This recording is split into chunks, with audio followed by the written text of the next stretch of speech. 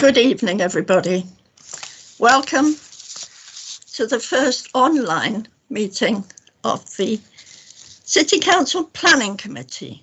I'm Janetta Soshin and I chair the committee. I'd like to remind everyone that this meeting is being streamed live on our website and being recorded. Remote meetings are something new to us. Their unfamiliarity and the need to get used to their technical operation mean that they're unlikely to go as smoothly as meetings held in person. So I hope everyone taking part or observing will bear with us. To help us, councillors have been given guidance on the conduct of remote meetings. I'd like to emphasise a few of the points. Hopefully, members of the committee are taking part from a place where they will not be disturbed or distracted. When they are not actively participating in the meeting, I would ask members and officers to keep their audio and video turned off. Anyone wishing to speak should type an H in the chat box, and I will call them when it is their turn to speak. All questions and contributions must come through the chair. And please remember to turn your video and audio on when I call you to speak, but not otherwise. Any councillor with an interest in any item should declare it and keep their audio and video off when it is being considered. They will not be included in any vote on the subject.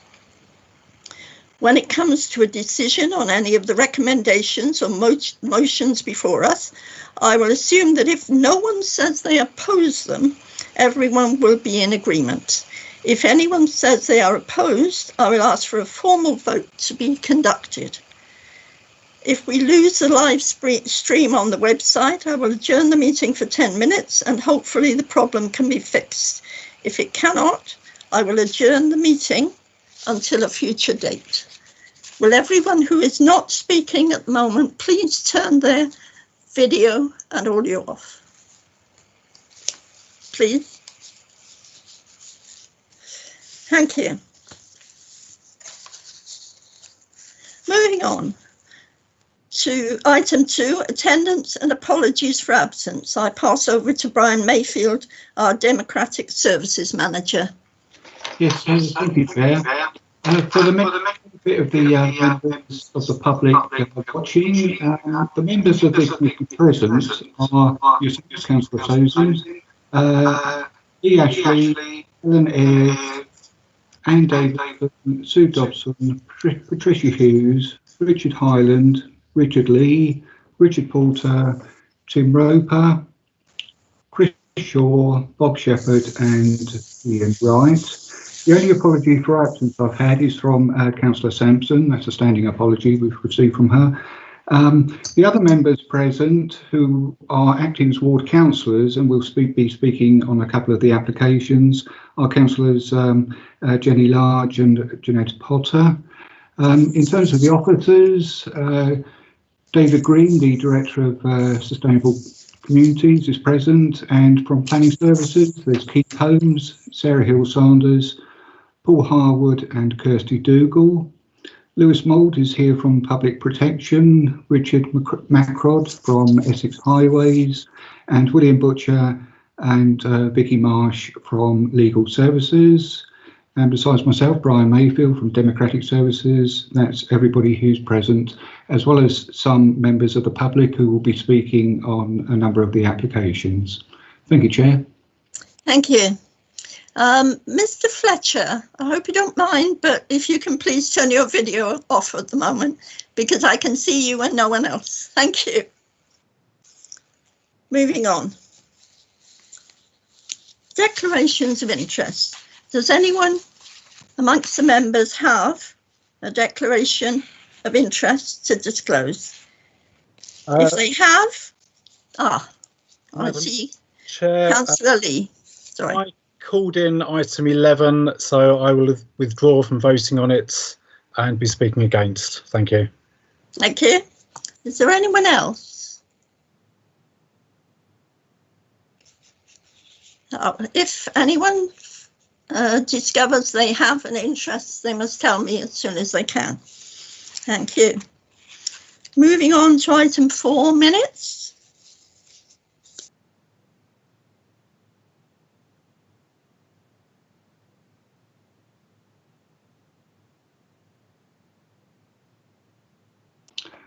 Chair, you appear to have muted your microphone. Sorry. Back to declarations of interest, in case you missed it. Sorry, I don't know how I managed that. All members are reminded they must disclose interests. So, Councillor Leedy, is there anyone else? Not at the moment, but if they realise they have an interest, please let me know as soon as possible. Thank you. Moving on. Item 4 is minutes. Are you happy for me to accept these minutes as a true record? I hear no one saying no, so thank you. I've accepted them on your behalf. We move on to public question time. Any member of the public may ask a question or make a statement at this point in the meeting, provided they've been invited to participate and have submitted their question already in writing and in advance. However, I think it would probably be best to wait until your item is called, unless there is anyone who has to leave before any of the items are called. Is there any such person? Okay, thank you. Each person will have 2 minutes, although I believe in this first item there's a change in that, which we will come to as we go along. We move on to item 6, which is 10 to 12 and 14 Hanbury Road, Chelmsford, 1917 FUL. Can we have the officer's report, please? Good evening, Chair. I am Paul Harwood, Planning Officer. This presentation relates to items 6, 7 and 8 on your agenda for 10 to 12 and 14 Hanbury Road. I will be presenting 3 applications this evening. Each concerns a composite part of the site. If members are minded to grant plan permission, the site would function as one singular commercial unit. The 3 planned applications are: firstly, the change of use from B2 and B8 to sui generis. Secondly, rear and side extension, the construction of a 3-metre high acoustic fence and retrospective permission for exterior works to the buildings. Thirdly, the demolition of the western part of Unit 14 and the offices to the south frontage, the replacement and repair of the remaining roof wall cladding and the installation of signage, the construction of a 2.1 metre perimeter fence. The application site forms an irregular square-shaped parcel. It is located within Chelmsford urban area. The site is part of a designated Woodford Industrial Estate, which is an employment area. The site is adjacent to the Greenbelt. This slide shows the site in its context. You'll see that residential properties are located to the north of the site within Longacre. Historically, the site has been used as a timber merchant, a county storage facility and a printing works. The site comprises 2 units at present. Number 14 to the front and number 10 and 12 to the rear. The buildings around the site are industrial and commercial units. These are occupied by companies such as Booker Wholesale and APL Light Distributors. This area of the industrial estate is characterised by large wholesale premises whose business practices involve storing goods prior to the retail sale of them from the site. There is a noticeable difference in ground level between the rear of 10 and 12 Hambury Road and the gardens of Longacre. The industrial unit is on lower ground than the neighbouring houses. The gardens attached to these properties are generally in excess of 12 metres long. This slide shows the relationship between the two. The existing buildings of number 10 and 12 would be extended to the rear, infilling existing space surrounding the unit. This extension would be single-storey and lean-to and would slope down from the eaves height of the existing building. This would extend along the rear boundary of residential properties numbers 52 to 70 in Longacre.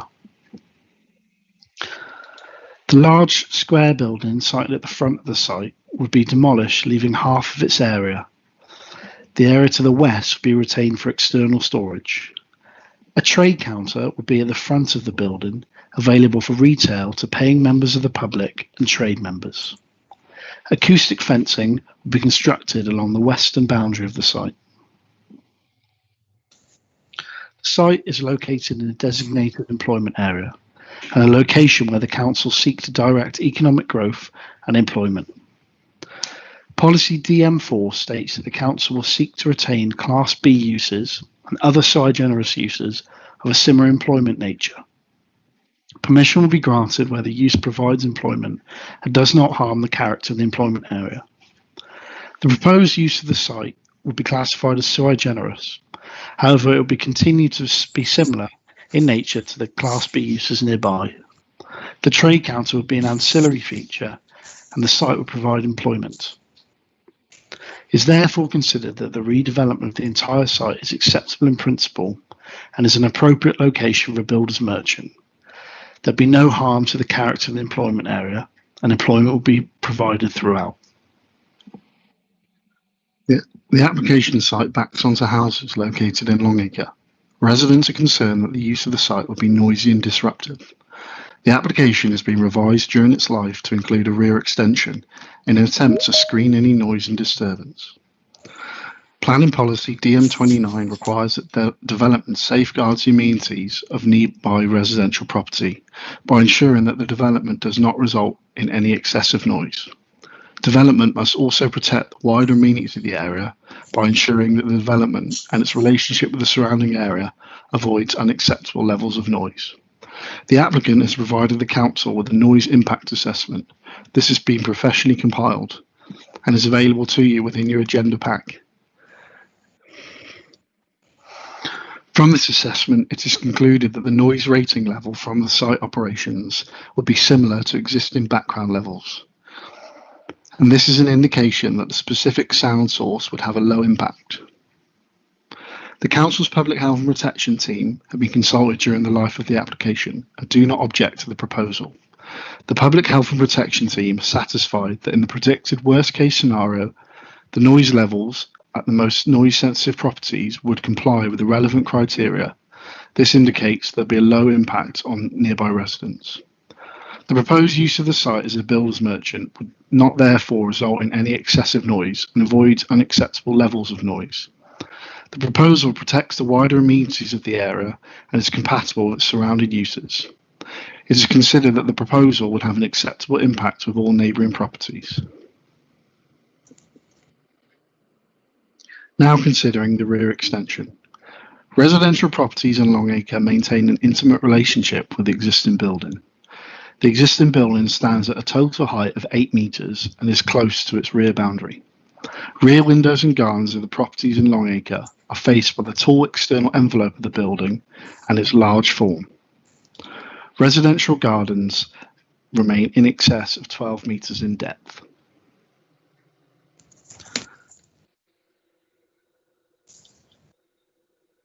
This image shows the existing relationship between rear gardens of dwellings in Longacre and the existing building.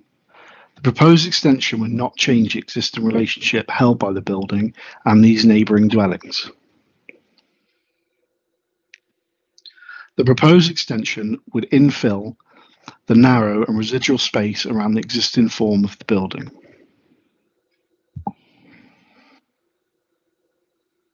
This slide shows a rendering of the form of the proposed extension.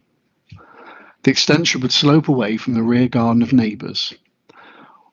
Whilst the extension would bring the building closer to the boundary, there will be limited visual difference in the relationship between the rear wall currently present and the proposed roof slope. It is clear that the development would not increase the height or prominence of the building, and therefore the extension will not result in any unacceptable overlooking or overshadowing. Some sense of enclosure is already present, and this will not materially increase beyond what the existing scenario is. The extension is not considered to overbear the neighbouring gardens. Now considering the design of the proposal. The scheme has been designed to follow the existing utilitarian warehouse type buildings in their simple and linear form. Visually, the extension would read as a genuine extension to the envelope of the building. The size, scale and massing of the extension is considered acceptable in its subservient and set down proportion. This is such that it would not prejudice the appearance of the buildings. The demolition of number 14 Hanbury Road would not alter its finished form, and the resultant building would appear similar to the existing. The design of the proposals are therefore considered acceptable. To conclude, the proposed development is an acceptable use within the employment area.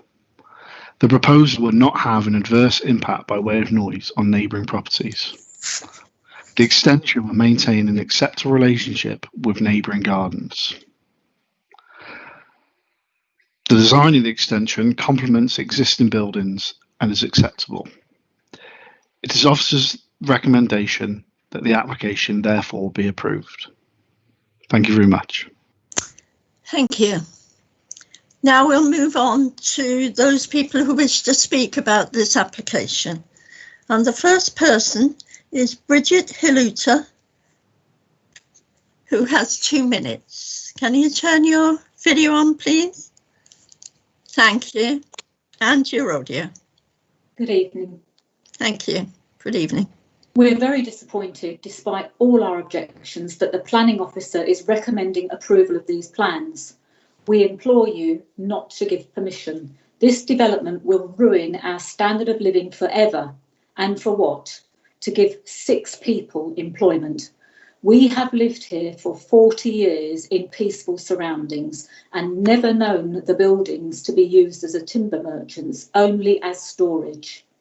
Not mentioned in the presentation is that our noise expert states that significant adverse impact is likely to occur.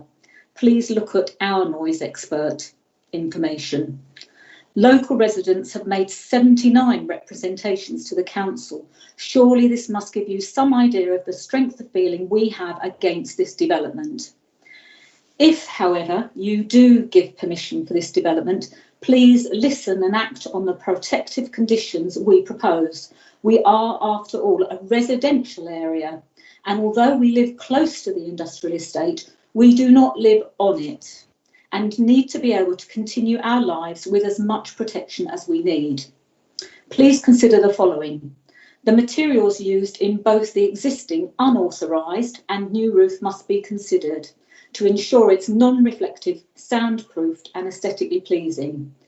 We would like to see the applicant replacing the trees they removed, again without permission, from the western side with similar height and species. The proposed 15-metre run of acoustic fencing to the western side is inadequate. This must run the entire length of the western boundary to protect our homes from disturbance. Further restriction on the hours of operation, not trading hours, within the building and externally. Please change to 9 to 5:30 Monday to Friday and 9 to 1 on Saturday. The building must be fully soundproofed and independently tested and verified. All plant machinery on site to be electric and use white noise warning system. External lighting location and hours must be considered. Restrictions regarding the time and frequency of delivers, none outside operating hours, and regular independent noise monitoring of the entire site to ensure compliance. Screening and protection for residents during any construction must be provided, and for the hours of construction, please change the hours to 9 to 5 Monday to Friday with no work at weekends. Please also consider a request that no work be completed to 10 or 12 during the school holidays. Before you do make your decision, I urge you to come and see where we live. We live backing onto Greenbelt. We do not live near a builder's merchants and exposed to the daily noises that they would be making. Thank you. Thank you. We now move on to Neil Huckle, who has 6 minutes because he wishes to speak on elements of each of the 3 applications. Mr. Huckle, can you turn on your... here we are. Thank you. Evening, Chair. Yes. Thank you to Chair and members of the committee. Can you all hear me okay? Yes, fine, thank you. Okay, I'm Neil Huckle, resident in Longacre, and also to speak in relation to items 6, 7 and 8, which is collectively Hanbury Road development. I'm actually representing the other 79 residents who have previously made various formal objections to the proposal, but you'll be pleased to hear that they're not individually speaking. I'll try and be as brief as I can, but obviously it's very complex and we do appreciate you taking the time to consider our concerns. Unfortunately, these outrageous applications and all the various amendments and changes that have gone on for the last year are fundamentally flawed. They have not in any way satisfied council policy in relation to the effects on the amenity of local residents. I believe I've got the policies wrong because they've recently changed, but currently DM29 and PA1, I believe, are the policies. One of the main issues is noise. The officer's comments in relation to noise are incorrect. Both the officer and the Public Health Authority appear to have taken the applicant's report on face value. They have not studied its content or indeed lack of. We therefore commissioned our own noise consultant to review the applicant's report and to fill in the gaps for us. Appendix 5 appears to refer to our report. Hopefully you've got that, but there are actually 2, and I can supply copies if members of the committee haven't got those. The applicant categorically has not assessed predicted levels against the relevant criteria. BS 4142 of 2014, paragraph 1.1 states the following. The methods described in the British Standard use outdoor sound levels to assess the likely effects of sound on people who might be inside or outside a dwelling or premises used for residential purposes upon which sound is incident.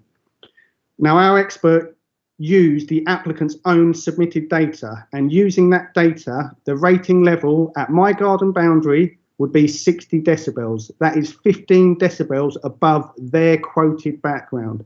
And this is, as stated in the BS standards, a significant adverse impact.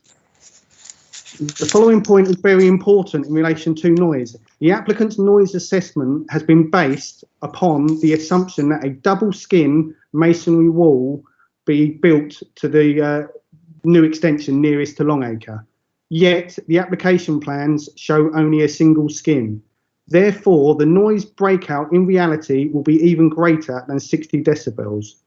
Also, no assessment whatsoever has been carried out re the noise breakout from the roof. Now, given that the proposed extension is much lower and at eye level with my property, surely this must be properly assessed. As identified by our own noise consultant, there will be significant noise breakout from that roof. The noise report is therefore misleading and based on a scenario that doesn't exist, and more importantly, nor that has been applied for. The entire report is flawed and they are fudging the data to suit. Our consultant made several comments and recommendations, none of which have been identified in the applicant's woefully inadequate report or application.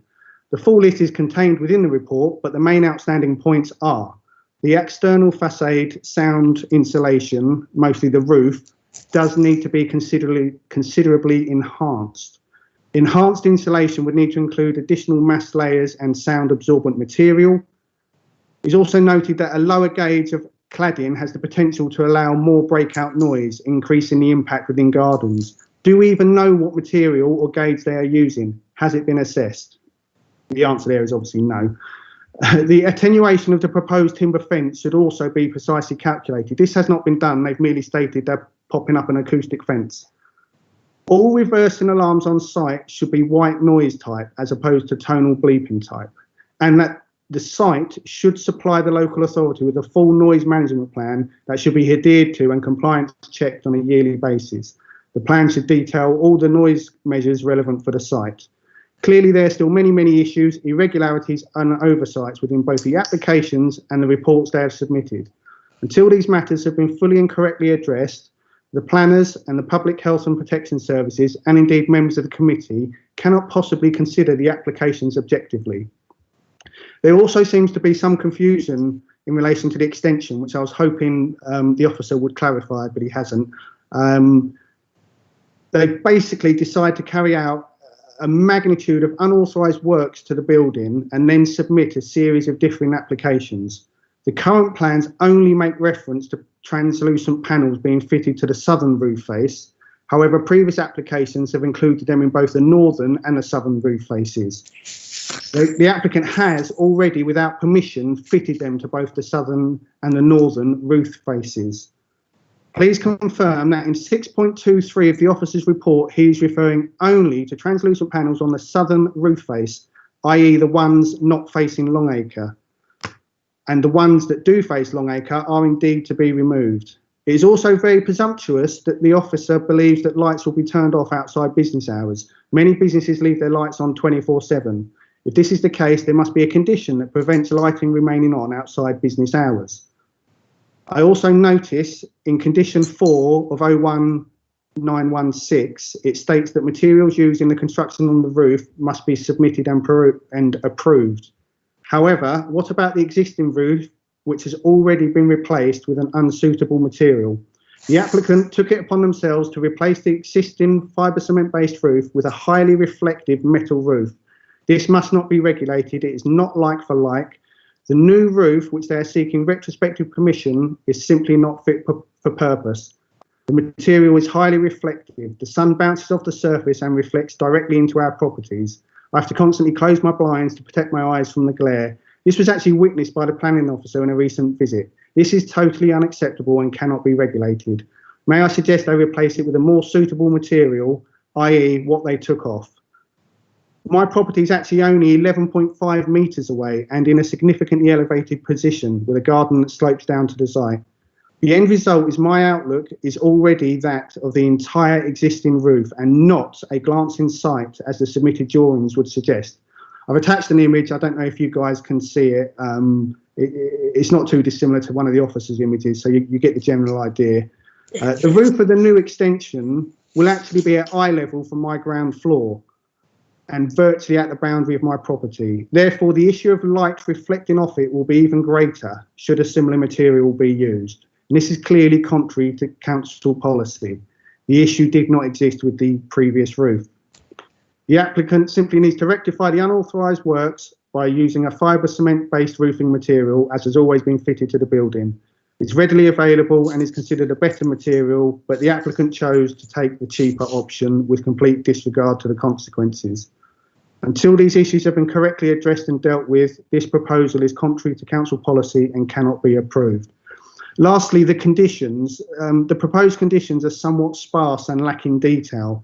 It clearly cannot be left until a later date for the type of materials to be decided behind closed doors when it has a significant impact on the lives of local residents who will have to live with the consequences forevermore. As recommended by our noise consultant, surely it must be a condition that a full noise management plan be submitted, adhered to and compliance checked on a regular basis. Condition 4 of 01917. Your 6 minutes have now expired. Could you conclude your statement, please, or summarise it quickly? Yeah, certainly, if I may, Chair, I'm very nearly done. So the conditions, the officers said electric forklifts. That doesn't go far enough. Electric forklifts are notoriously noisy in their operation. They still sound audible warning alarms. Operators still use horns, which will be heard by local residents. As suggested in our consultant's report, and I believe the applicant offered this in a previous application, all reversing alarms on site should be white noise as opposed to tonal bleeping. Thank you, Mr. Huckle.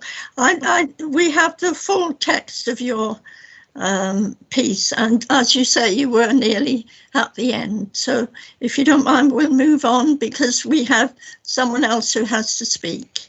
Okay, thank you. Right, can I move on to Neil Huckle, please, who also has 6 minutes, so everything will be covered.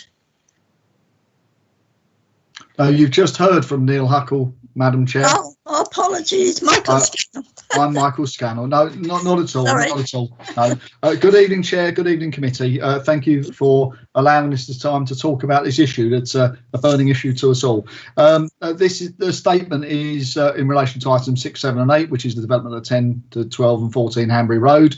These applications and the various amendments and changes are flawed. They do not satisfy Council Policy DM29 in any way, shape or form. Committee members should be aware there are several gaps in Mr Harwood's report. We're absolutely astounded, and our legal advice say that it is an amateurish report to you, the council members. He's omitted to include several key facts. Indeed, its previous use and the applications themselves. Our main concerns are in relation to the use of the site and almost doubling the size of the building of 10 to 12 Hanbury Road. This has always been a separate property to 14 Hanbury Road. It isn't one big site. It is several sites that have been merged together. The sum of the parts will be huge and devastating to our amenity. It's never been used for anything other than light storage. It's always had restricted use precisely due to the proximity of the residents. There are historic planning documents and records which we can share with the committee.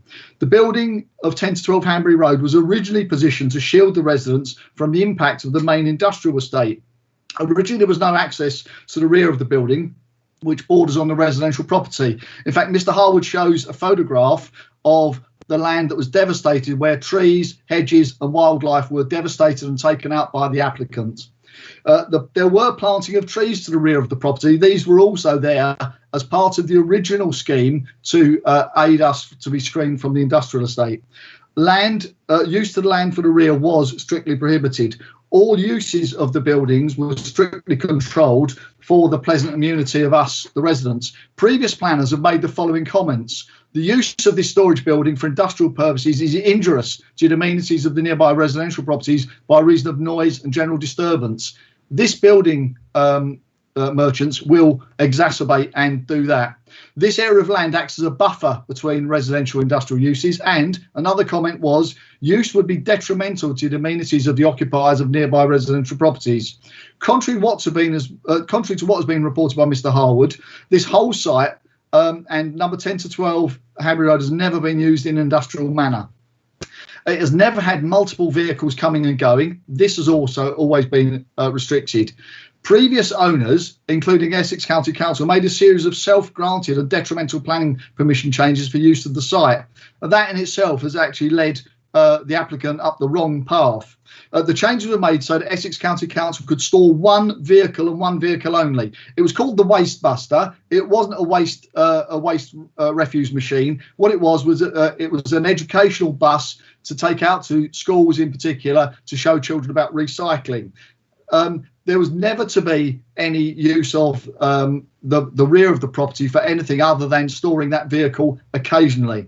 It's a matter of recorded fact, and we have full documentary evidence, and that has been supplied to the council many times. That condition has always been applying to the rear of the building. The reason given at the time, it was in the interest of safeguarding the local amenity and to control any particular ancillary impacts from the development. The intention was clear, but the wording was poor, and Chelmsford City Council now need to make sure that that wrong is righted and the local residents are not adversely affected. Over 60 residential households, that's over 250 residents, have endured a year of distress and anxiety. The committee should be aware that the applicant has carried out many works already prior to permissions being granted.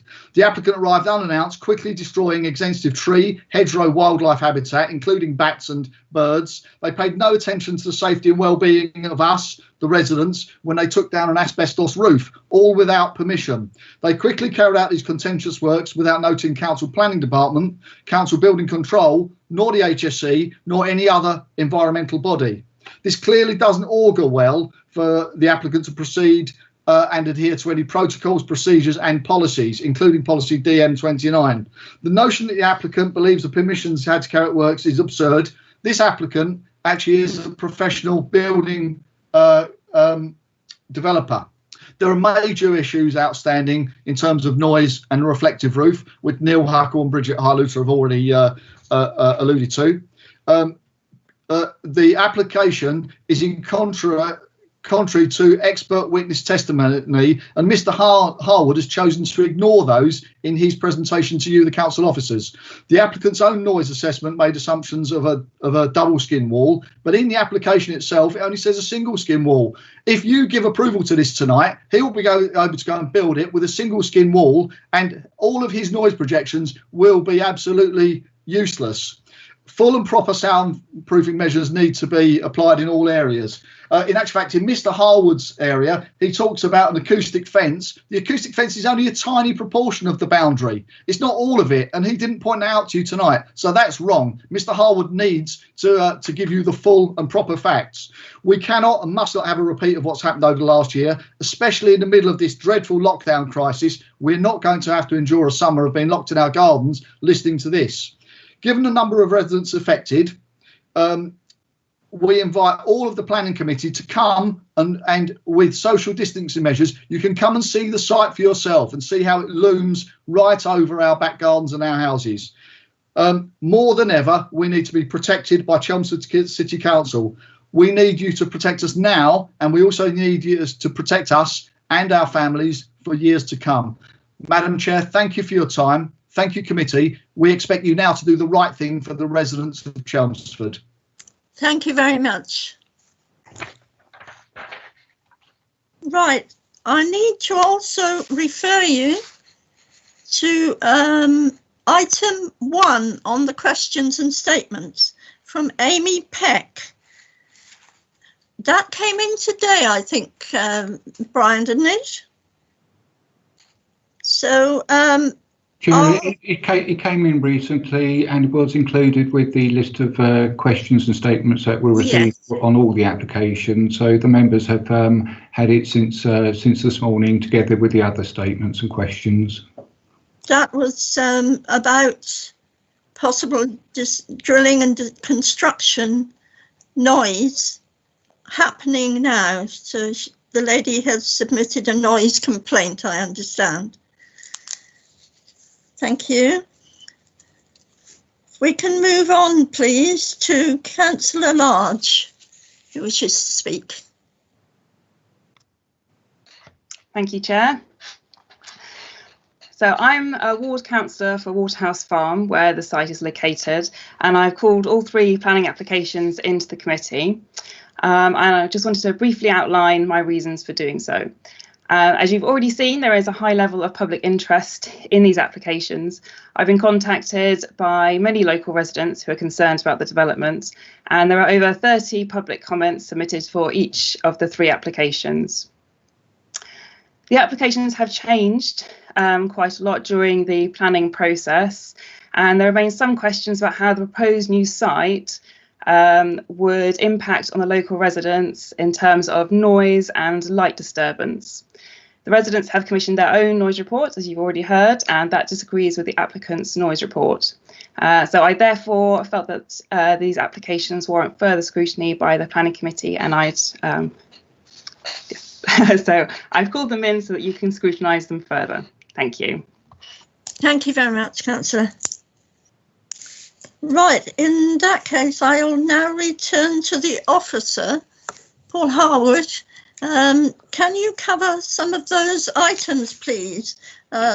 Possibly the roof seems to be a problem. The type of fence and the noise management is what I picked up so far as the most difficult. I may have missed some. Okay, thank you, Chair. Yeah, I agree. Residents' comments appear to essentially boil down to 5 points to my take in: the historic use of the site, the roof, the hours of use proposed, lighting, and noise impact. I think the rest have been addressed in my report presentation. I'm happy to provide any clarity on the acoustic fencing going forwards. In terms of noise and noise report, you'll know that Lewis Mould is on hand today. I'll mostly defer any comments on the methodology behind that to him, but ahead of doing that, I'll comment on other concerns raised. So looking first at the history of the site, which Mr. Scannell talked about, this officer's view, the applications wouldn't introduce a use that's uncommon or out of place. In fact, if you look at the history of the site, the original building was granted permission for storage and industrial purposes. That principle has been long established since the 60s and 70s, when a wood merchant was operating in the site, and then obviously Essex County Council, if you heard, was using it for storage. It's not an uncommon use in the area. You'll have seen in the report that there's a similar use to the east on both the next one and the one beyond that. So I'd remind committee that the lawful use of the site is B8. Recent certificate was only refused on the basis that the front of the site would contain a retail element, and that remains an important consideration. The condition referred to Mr. Scannell, which was included by Essex EC, wouldn't preclude open and unrestricted storage along the rear of the site. As I mentioned, it retains a B8 use. But officers have acknowledged through the life of the application and in my report that there is a close relationship between this rear building and neighbours. It's felt the extension would serve to screen and enclose any storage, and this would often improve the situation for residents.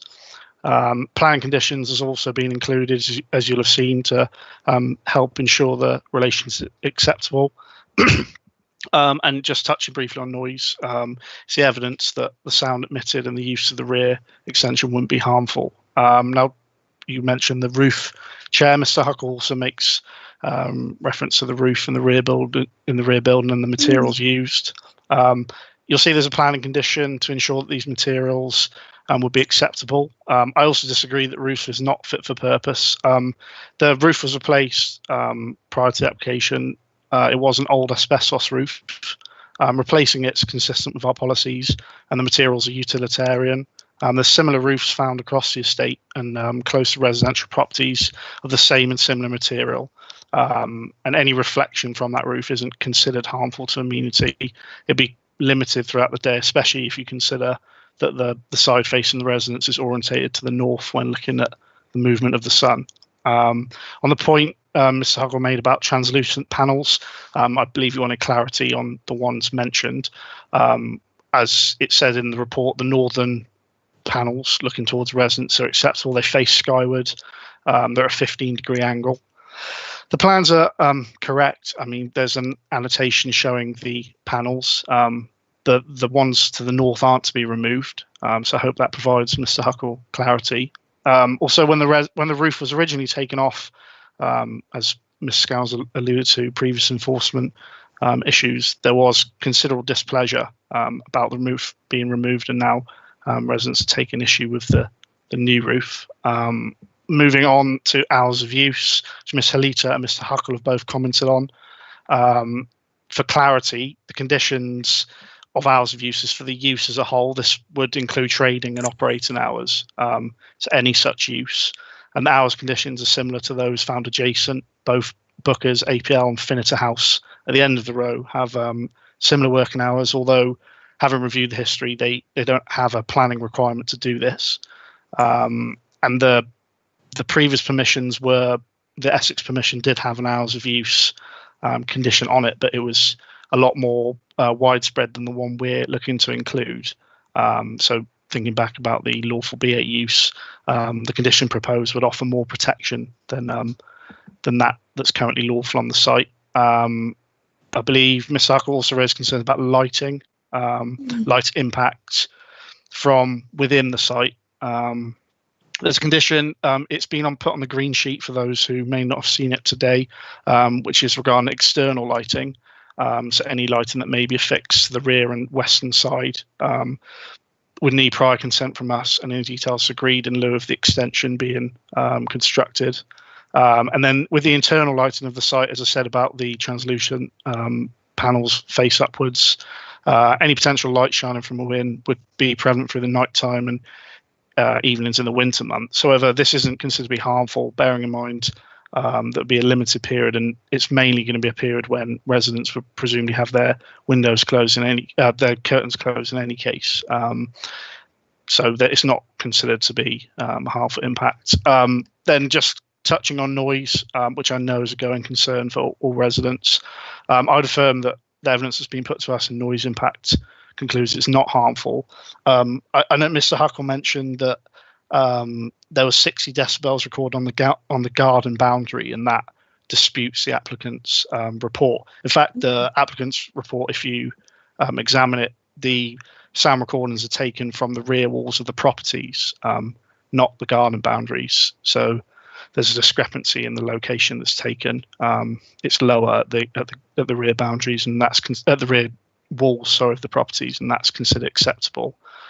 Now, I know there was some mention of conditions in terms of refuse, reversing noises, and audible warning instruments. And we've put a condition on. It's also on the green sheet that you may have seen, made to review, preventing that. And just for clarity, Mr. Huckle did mention 2 noise reports. There are 2 produced by DBC on the residents' behalf. The first one follows the first submission of a report by HA Acoustics, which you'll note are representing the applicant, on the advice of the Council's Public Health and Protection team, which I'll pass to Lewis Mould to speak on now. We asked for them to make amendments. That's been amended, so there's a second HA report, and then the report that you've seen at the end of your agenda pack is commenting on that second report. So there's been concern raised about methodology and the Council's review of the report. I think there's a good opportunity to defer this to Lewis Mould from Public Health and Protection to talk on those specific issues going forward. Hope that answers anything in the interim. Obviously, welcome questions from councillors going forward. Thank you, Chair. Thank you.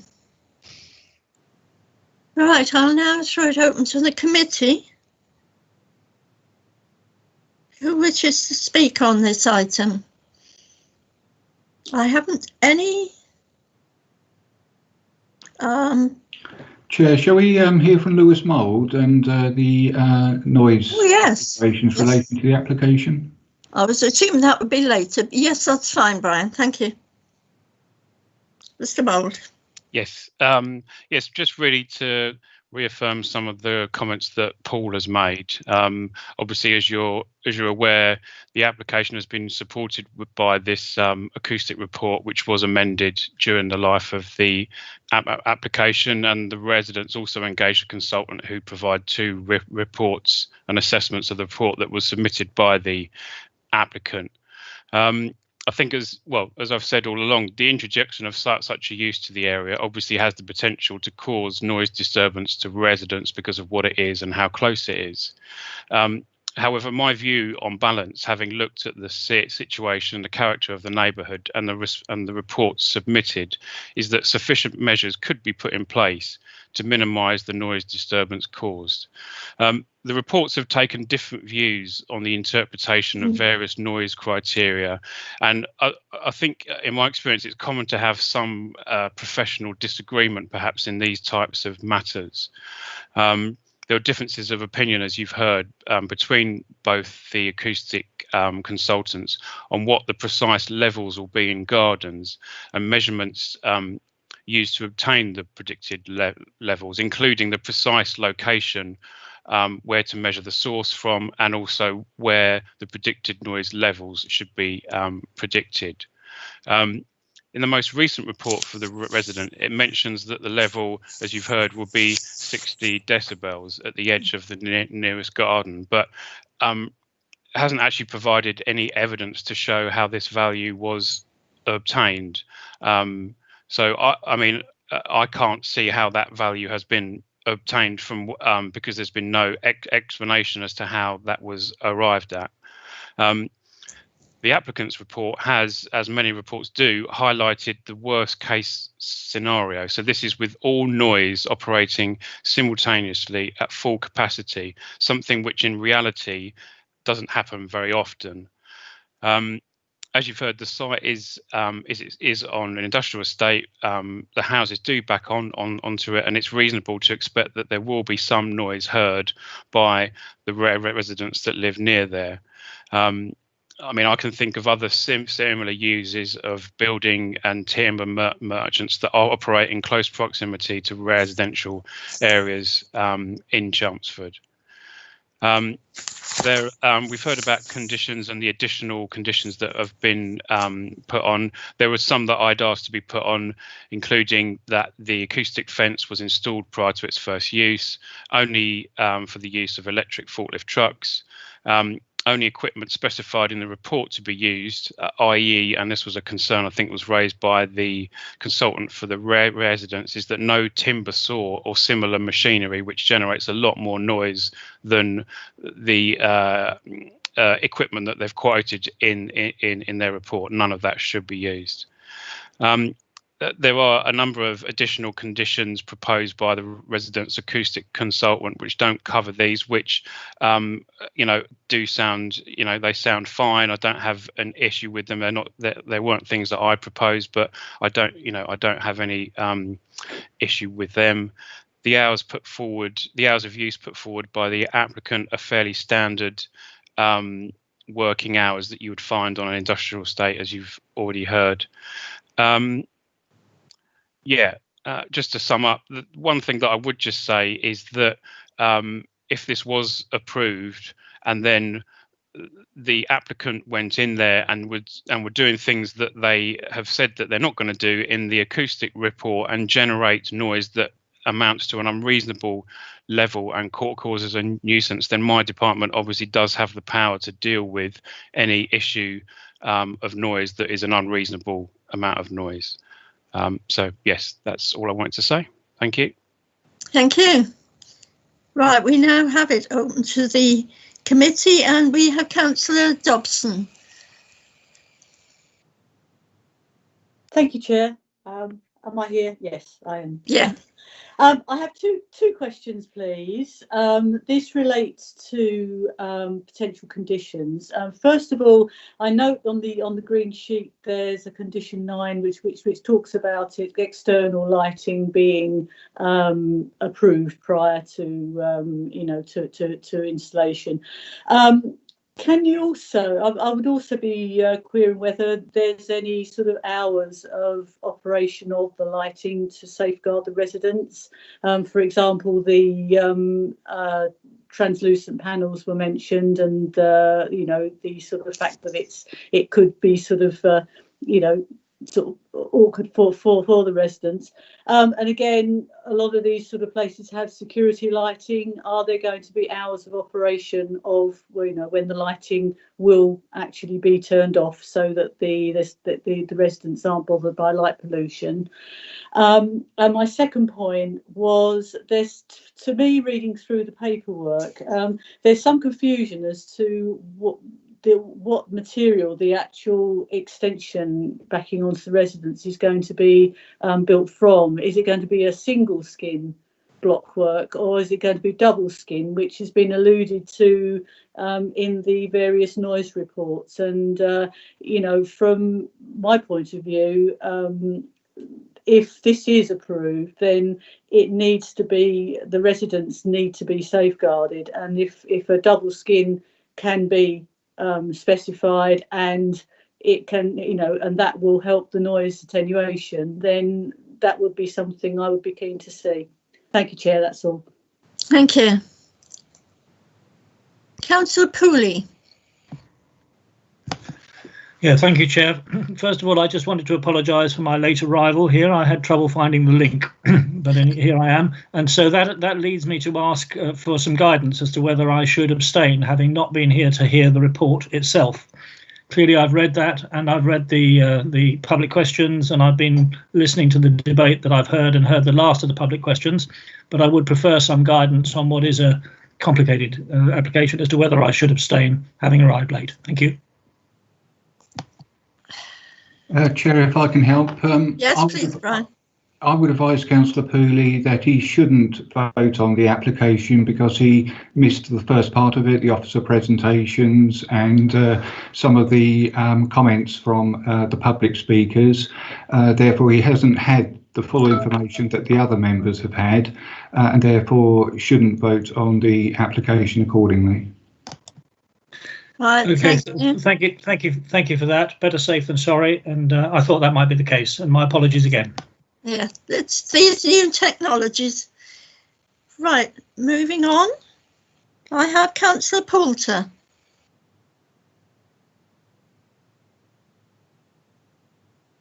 Thank you, Chairman. I've looked at this carefully. I've read the report, and I've also looked through both acoustic reports. And obviously there are genuine concerns from the residents with regard to the interruption of the normal way of life that they've been experiencing. My main concern with the application was the noise that they would be experiencing and the increase in that noise.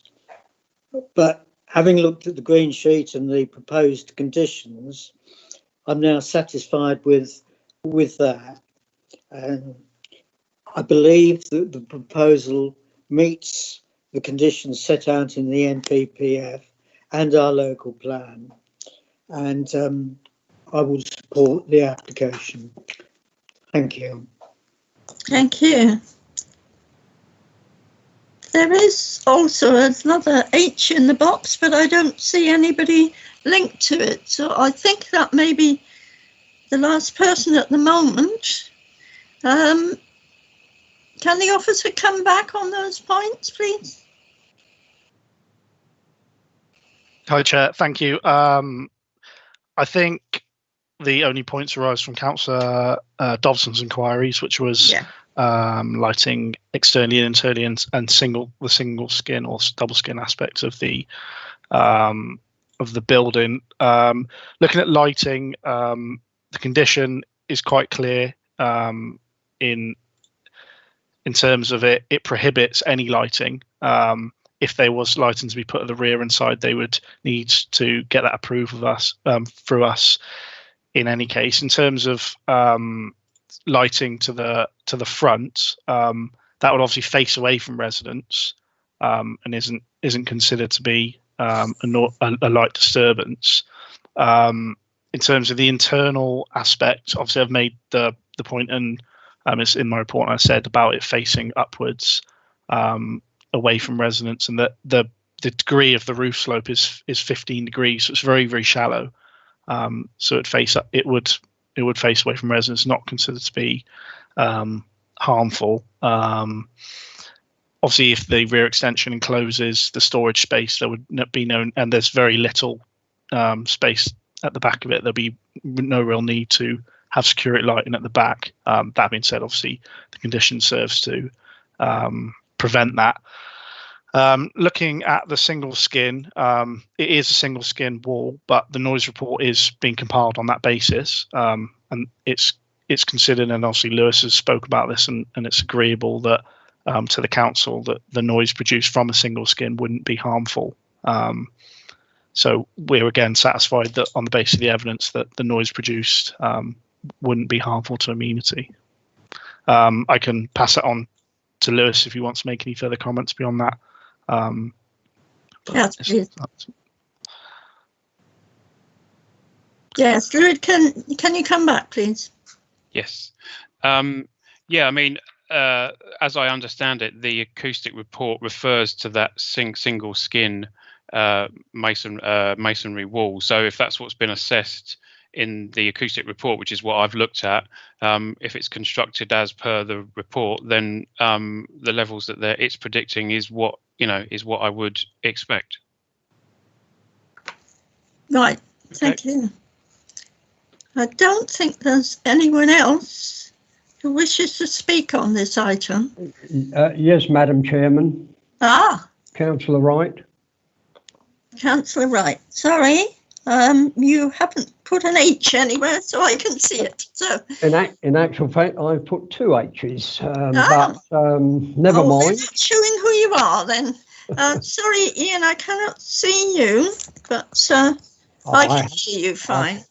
I have my video. Anyway, first of all, I'd like to congratulate the members of the public who spoke. They're extremely clear and concise with their concerns.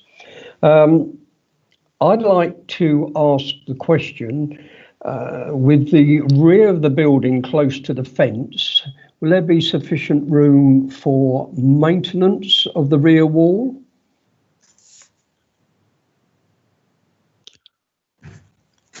Maintenance, right?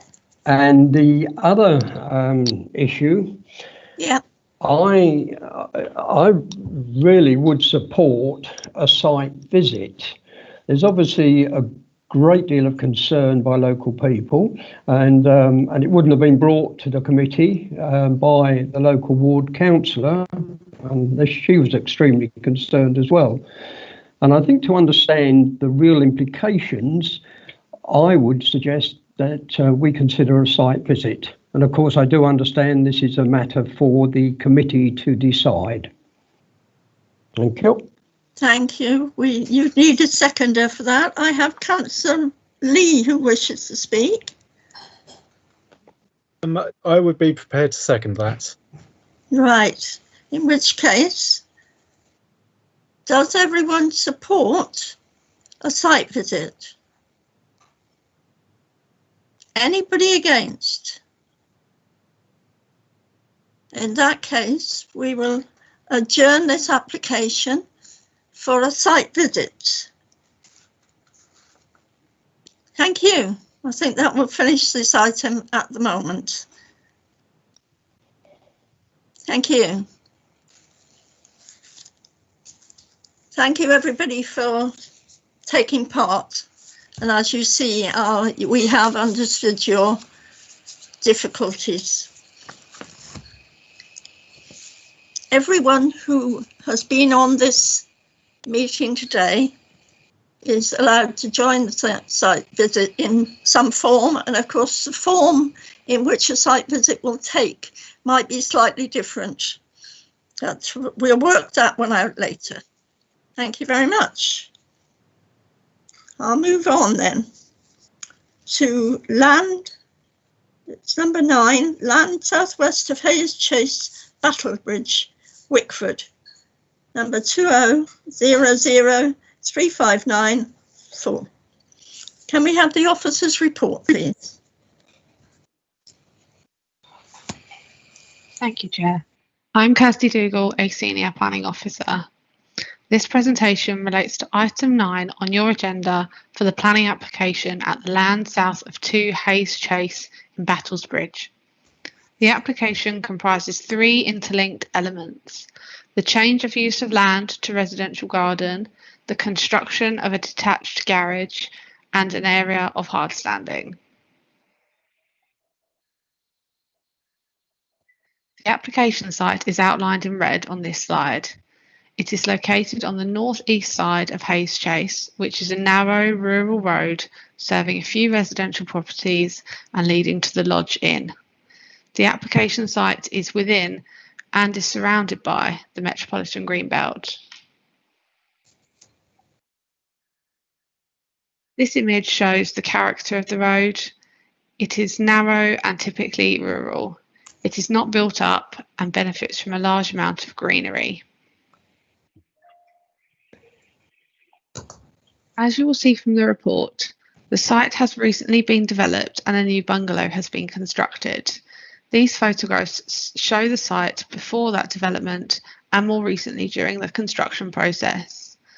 The bungalow you can see in the bottom image was granted planning permission in 2018 as it redeveloped previously developed land. This is a form of development in the Greenbelt for which planning permission may be granted. Madam Chairman, can I interrupt? I have no pictures. When that planning permission for the new bungalow was granted, we have sent round all the pictures from all the applications tonight. Who actually spoke then? Tim Roper. I'm sorry, Tim. All the pictures were sent round, so you should be able to get hold of them. Thank you, Chairman. I'll restart the presentation. It should be working. It seems okay at my end. 1 second. Okay, thank you. Can you continue with the presentation? Hope everyone can see it. The amount of new development would have had a similar impact on the openness of the Greenbelt when compared to the previous building. Planning permission was granted for a modest bungalow with a modest garden and parking area to limit the spread of new development in the Greenbelt. thereby protecting openness. The approved plan for the bungalow is shown on the left of this slide. You can see from this slide that the red line indicating the land to be developed was drawn tightly around the new bungalow. You will see that the development area is small and contained. Permitted development rights for outbuildings and extensions to the bungalow were also removed, meaning that any enlargements or outbuildings would require planning permission. The reason for those conditions was in the interest of the greenbelt.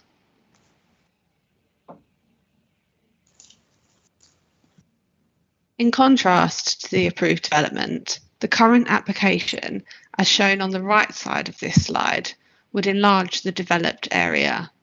This would spread development to the north of the bungalow, which is currently undeveloped and was purposefully excluded from the development area associated with the approved bungalow. You can see this land highlighted in purple on the right-hand image. This is the lawful condition of the land which the current proposal would occupy. It doesn't look like this at the moment, as it has recently been used by construction vehicles associated with the building of the new bungalow, but this is what it should look like: an undeveloped piece of land in the greenbelt. The proposed development would completely change the character of this land. It would go from undeveloped land, as shown on the slide, to land occupied by a garage building, hardstanding and domestic garden. This would represent encroachment of development into the greenbelt. As you will see from the report, greenbelt planning policy, both at a national level in the National Planning Policy Framework and at a local level in the Chelmsford Local Plan, is very clear. The fundamental aim of greenbelt policy is to prevent urban sprawl and keep land permanently open.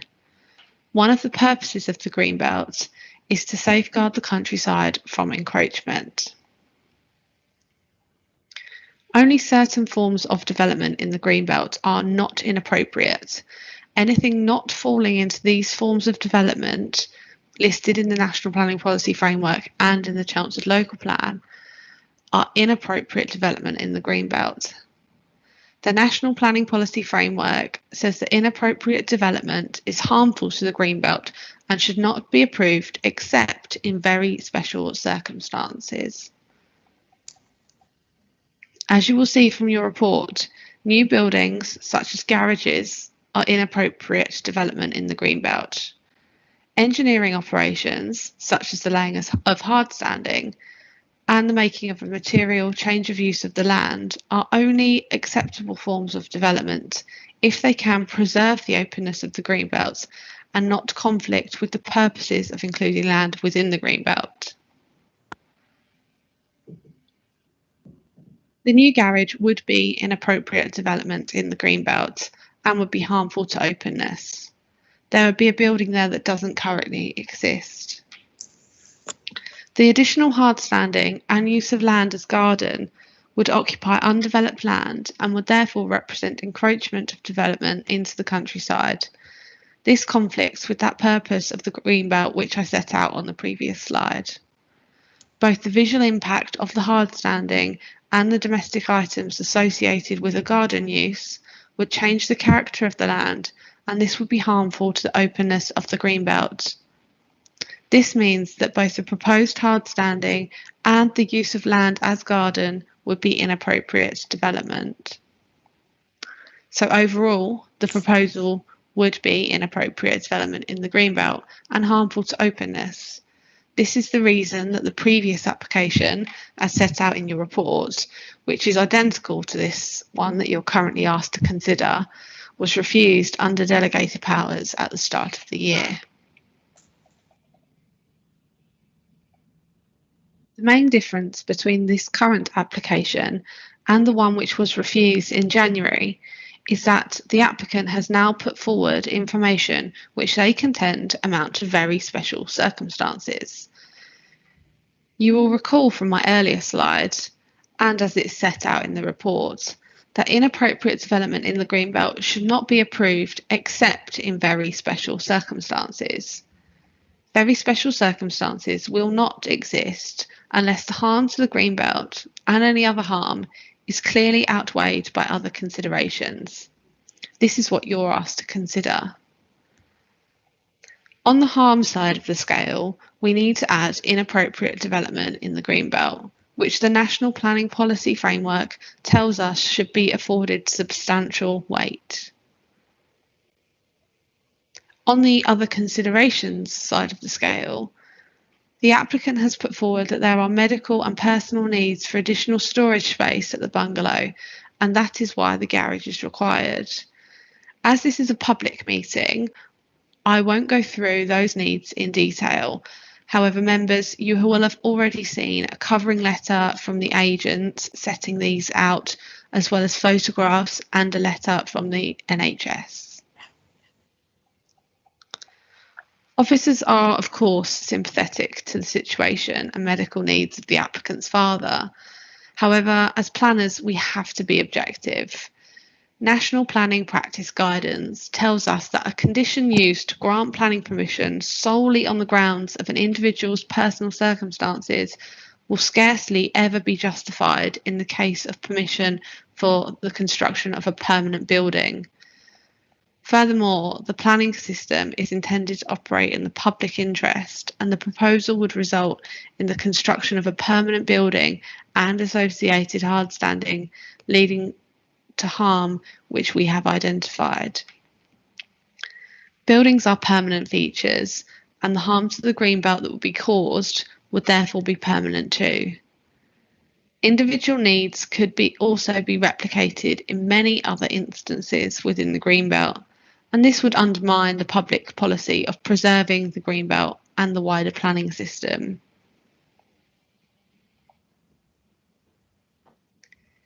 It is for these reasons that officers are of the view that circumstances put forward do not clearly outweigh the harm so as to amount to very special circumstances. Our conclusion is therefore that the application should be refused in the interests of the Greenbelt following national and local planning policy. Thank you. Thank you. I understand Councillor Clark wishes to speak. Yes, thank you, Chair. I'm one of the two councillors for this ward. I wasn't the one who called this in, but having seen it, I would just remind everyone that there is substantial green belt on surrounding this ward, and looking at the balance of the very special circumstances, surely we have to consider the medical needs of the occupant. And ordinarily, I would have said a garage would have been a minor development anyway. The piece of land that we've just looked at lends itself to infill in years to come anyway. It's a road that you cannot see the development from the main road, which is the wooden road you can see on the map. But I support this application because of the special circumstances surrounding the occupant's medical needs. Thank you. Thank you.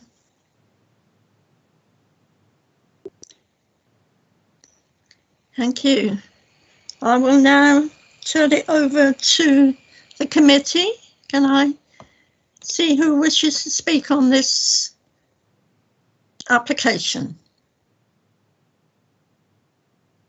Nobody is coming back to me. Oh. Councillor Lee, yes? Thank you, Chair. I have several concerns over this.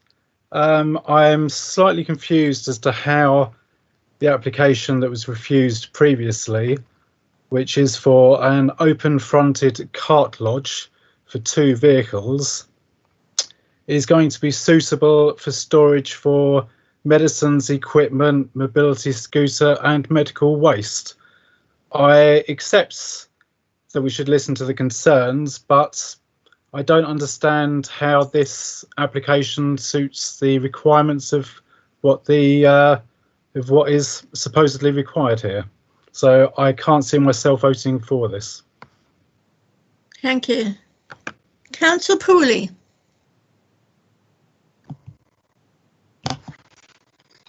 Yeah, thank you, Chair. Just one point of clarification, please, and then maybe another point of clarification. The reference was made in the report to the national planning, national policy framework, as well as to the local plan, and talking about the impact of encroachment into the countryside. Is it very clear, both nationally and locally, that encroachment is meant to limit encroachment or further use of land which is actually in the curtilage of an existing building, or does that have somewhat different treatment in the way that the green belt is described and protected, either locally or nationally? And then I guess the other point that I'm after some additional information around is whether these types of special circumstances are at all envisaged either in the local plan or in the national plan. Because although one has great sympathy with the needs which are spelt out, and I guess that I, unlike others, have received and have sort of kicked back without comment an email from the developer earlier today or yesterday. Yeah. And clearly there are some advantages to the health service as well as to the family and all the rest of it in terms of having dialysis at home rather than in the hospital and all the rest of it. I know that from my own advice which I'm getting about my own position. But I think I need to understand whether granting this application could be viewed as legitimately in response to the planning consideration of these special circumstances, or whether in the officer's view it would be an policy. Thank you. Thank you. I'll take Councillor Chris Shaw next, and then we can go back to the officer. Hello, thank you. Hello. Thank you for that. I have severe concerns about this development, and I would be inclined to agree with the officers that it is inappropriate in these circumstances, whilst having a lot of sympathy with the reasons for it. It would completely alter that whole site, because the whole site from the bungalow and the rest of the land would then be developed.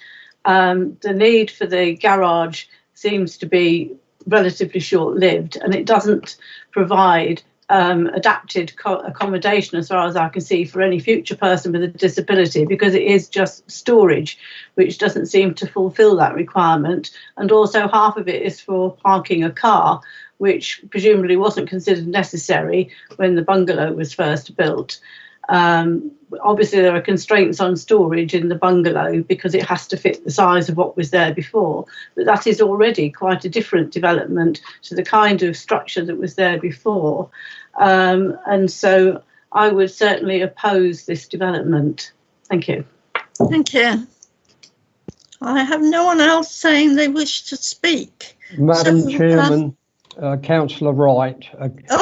For some reason, it doesn't appear that my H's are appearing. Yeah, right.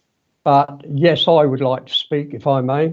Of course, yes. And we are going back to Kirsty afterwards if you have comments. Yep, I'll go far away then, shall I? Yes, carry on. Now, I've very carefully examined the whole of this application. And indeed, because of my concern, I paid a visit to the site in order that I could completely be au fait with what the applicant is seeking. But I will emphasise, I did not speak to anybody or actually walk onto the site itself. Now, firstly, I would like to say that I have every sympathy for the problems being suffered by the applicant's father. However, the bungalow is not occupied at the moment. And I am sure that looking at the site, that with careful negotiations with the Chelmsford City Council planners, arrangements could be made without going out of the present site and encroaching on the green belt to find room for storage. However, I'm very mindful that this committee can only make a decision on the application as it stands. In January this year, a similar planning application was made and refused, but I noticed no appeal was made against the decision. Now, this present application clearly goes against the Council's planning policies and an NPPF guidance of development within the Green Belt. I would refer members of the committee to page 42 of the NPPF, proposals affecting Green Belt, paragraphs 143 to 147. Specific exemptions are clearly defined and residential garages are not included. Personal circumstances such as have been put forward, in my view, are not acceptable material planning considerations, and I will have no hesitation in supporting the officer's recommendation to refuse this application. And at the moment, the site itself, it just looks very blot on the landscape. All the hedges in the main seem to have been pulled up already. And as I say, I will not be voting against the officer's recommendation. Thank you. Thank you. Kirsty, did you want to add anything? Yes, thank you, Chair. Just a couple of points of clarification. Councillor Lee's point about the building being open fronted, the proposal that we are currently considering has garage doors shown on the drawing, so it's not an open fronted building, but to be honest, that doesn't make a difference to our considerations largely, but just a matter of clarification. Coming on to Councillor Pooley's comments about whether the curtilage makes a difference to considerations. In the first instance, this parcel of land, which would be occupied by the development, is not in the curtilage of the bungalow. So hopefully that point clarifies encroachment issues. I don't actually think there were any other points that I needed to clarify. So no, that's all from me for now. Thank you. Thank you. That's fine. Right. Councillor Poulter. Thank you, Chairman. I've been busy pressing H's, but they don't seem to get through. Inappropriate development is by definition harmful to the Green Belt and should not be approved except in special circumstances. Power 15145 of the NPPF says the construction of new buildings is inappropriate development and then lists exceptions, but that does not include ancillary buildings or garages.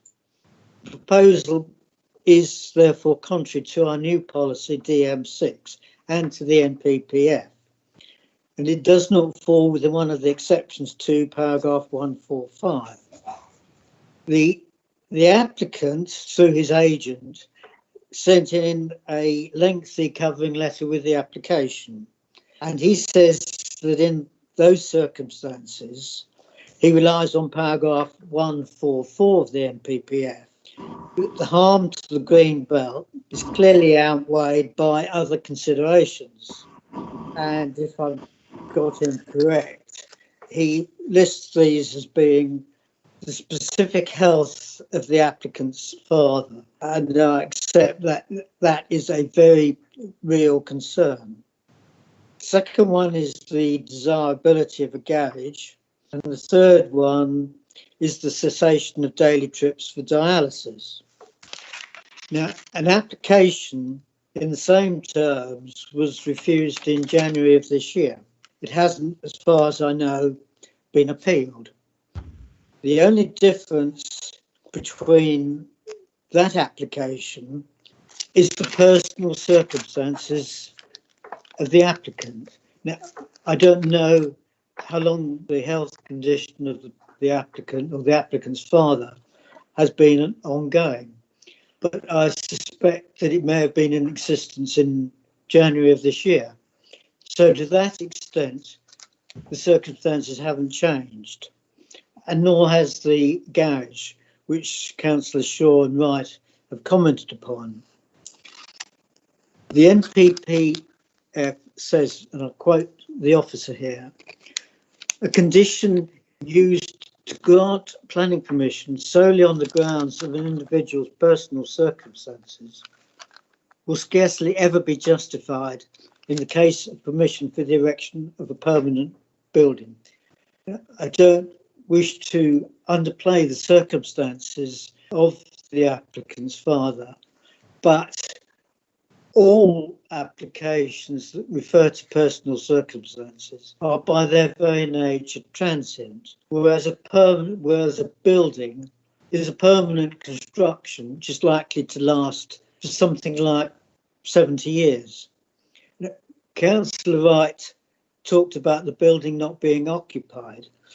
I've looked at the plans, and the bungalow has a large conservatory, a lounge, a bathroom, a utility, a kitchen, and a bedroom with an ensuite.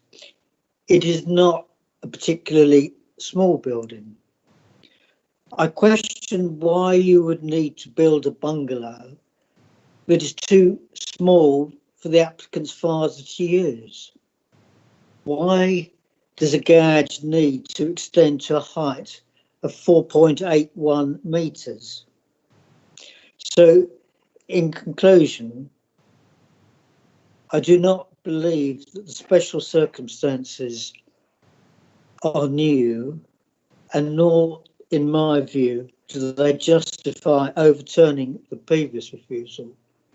And I entirely accept the officer's report. Thank you. Thank you. I don't think there's anyone else that wants to speak. So therefore, I will go to look at the application and suggest that the application is refused for the information on page 6 and page 7. Seconded, Madam Chairman. Are you all in agreement? Is there anyone against? In which case, the application has been refused. Thank you. Moving on. We'll be going to item 10, which is 90 Brook Lane, Gallywood. Item 2000251 FUL. Thank you. Can we have the officer's report, please?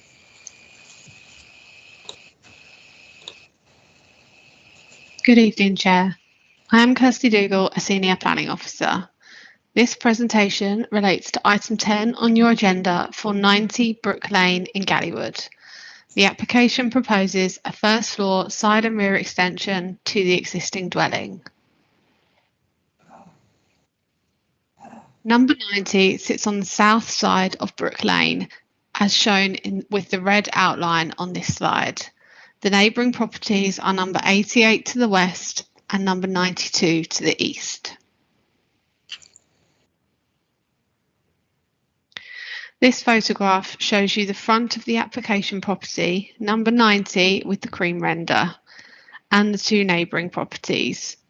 The application property is a semi-detached house, part of the pair with number 92, and the neighbouring property, number 88, is a detached house. You will see that the existing house has a single-storey side element where the white front door is located. The proposal is to extend the property on top of this single-storey element as well as to the rear of the house. This slide shows the proposed first floor side extension from that same front viewpoint.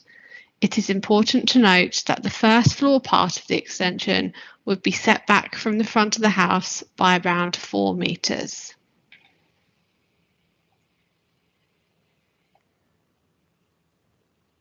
You will see from the report in your agenda pack that there are 2 key points for consideration. The first is the impact of the extension on the character of the area.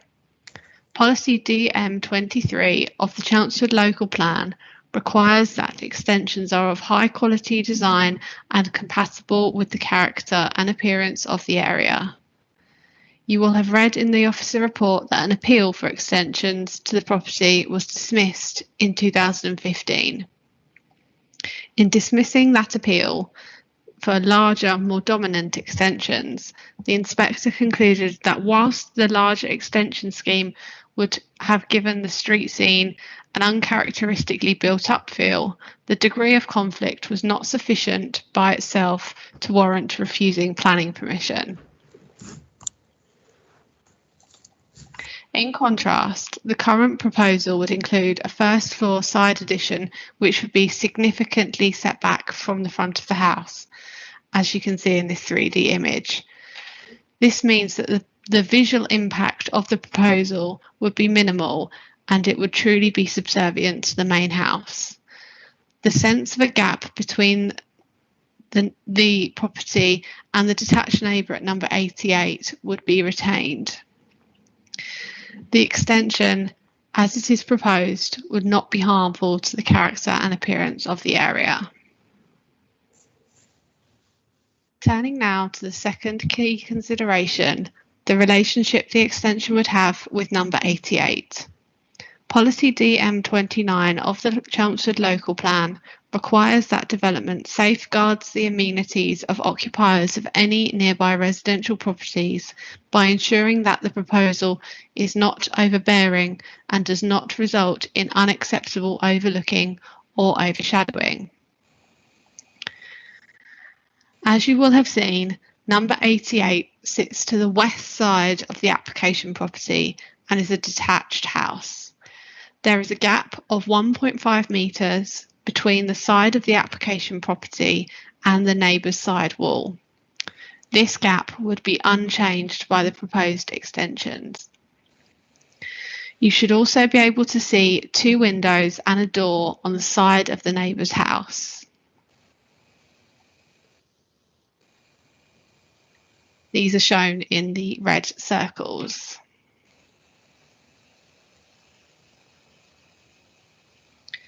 During the life of the application, a planning officer visited the neighbouring property. We know that the neighbour has a kitchen window and door at ground floor level and a bathroom window above at first floor level. These openings face over the application site.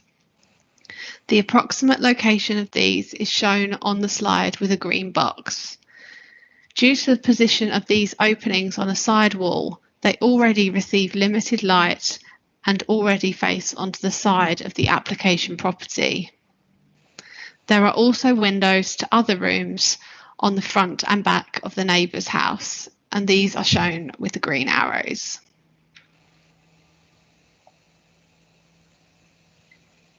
As I mentioned earlier, the first floor extension would be set back from the front of the application property.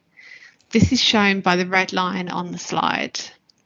This setback position means that the neighbour's windows and door, shown with the green box, would not be obstructed or directly blocked by the extension. This image shows the current view from the neighbour's kitchen window. As you can see, the window already looks onto the fence and side wall of the application property. That side wall would not come any closer to the neighbour's boundary or house. Also, the first floor extension does not project forward of number 88's kitchen window and door. As such, the view from this window would not be significantly different from the current situation. This is the view out of the first floor bathroom window. The right half of this photo would change as a result of the proposal. The extension would come closer to the neighbour's house. However, there would still be a gap of 1.5 metres between the houses. It is also important to remember that this is a bathroom window, so it is not a habitable room and is therefore not provided with such a high level of protection. The proposal would not include any first floor windows facing this bathroom window, so there would not be any issue of loss of privacy. Overall, the neighbour will be able to see the extension. There is no doubt about that. However, that does not mean that it is harmful to their amenity. As I've mentioned, and as you will have read in the report, an appeal was dismissed in 2015 as the inspector found that a two-storey extension to number 90 would have caused a significant loss of light and outlook to the neighbour's kitchen window, and that would have been harmful to their amenities. There are key differences between the two proposals.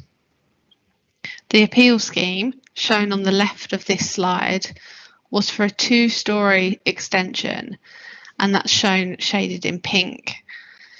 This would have extended right up to the boundary with the neighbour, which is shown with a red line. In contrast, the current scheme, shown on the right-hand side of this slide, retains that gap to the boundary and includes that important setback element of the two-storey development. Officers have considered the relationship the proposal would have with the neighbouring property very closely. Overall, you will see from the report that officers are content that the proposal would not have a harmful relationship with neighbouring properties. In conclusion, and as you will have read from the report, officers' view is that the extension is well designed and would not be harmful to the character of the area. Officers' view is that the setback position of the extension means that the proposal would not be harmful to the amenity of the neighbouring property so as to warrant a refusal of planning permission. As such, and as set out, the application is recommended for approval. Thank you. Thank you, Kirsty. Mr. Stephen Fletcher. Yes, indeed. Hello. I hope you can see me and hear me. Yes. Thank you very much. You can see and hear me. Thank you. Please bear with us, please. I'll try to speak as clearly and concisely as possible. This has been hanging like a sword over us for 5 months, and it comes into these couple of minutes. Thank you for the opportunity, Madam Chairman, to voice our vehement objection to this application. As far back as 1986, this was also rejected, but more recently, 2015, it was rejected at all levels, parish, city and planning inspectorate, for the same reasons: loss of light, proximity, disturbing the street scene, the balance of frontage and the unacceptable overpowering effect and bearing on us.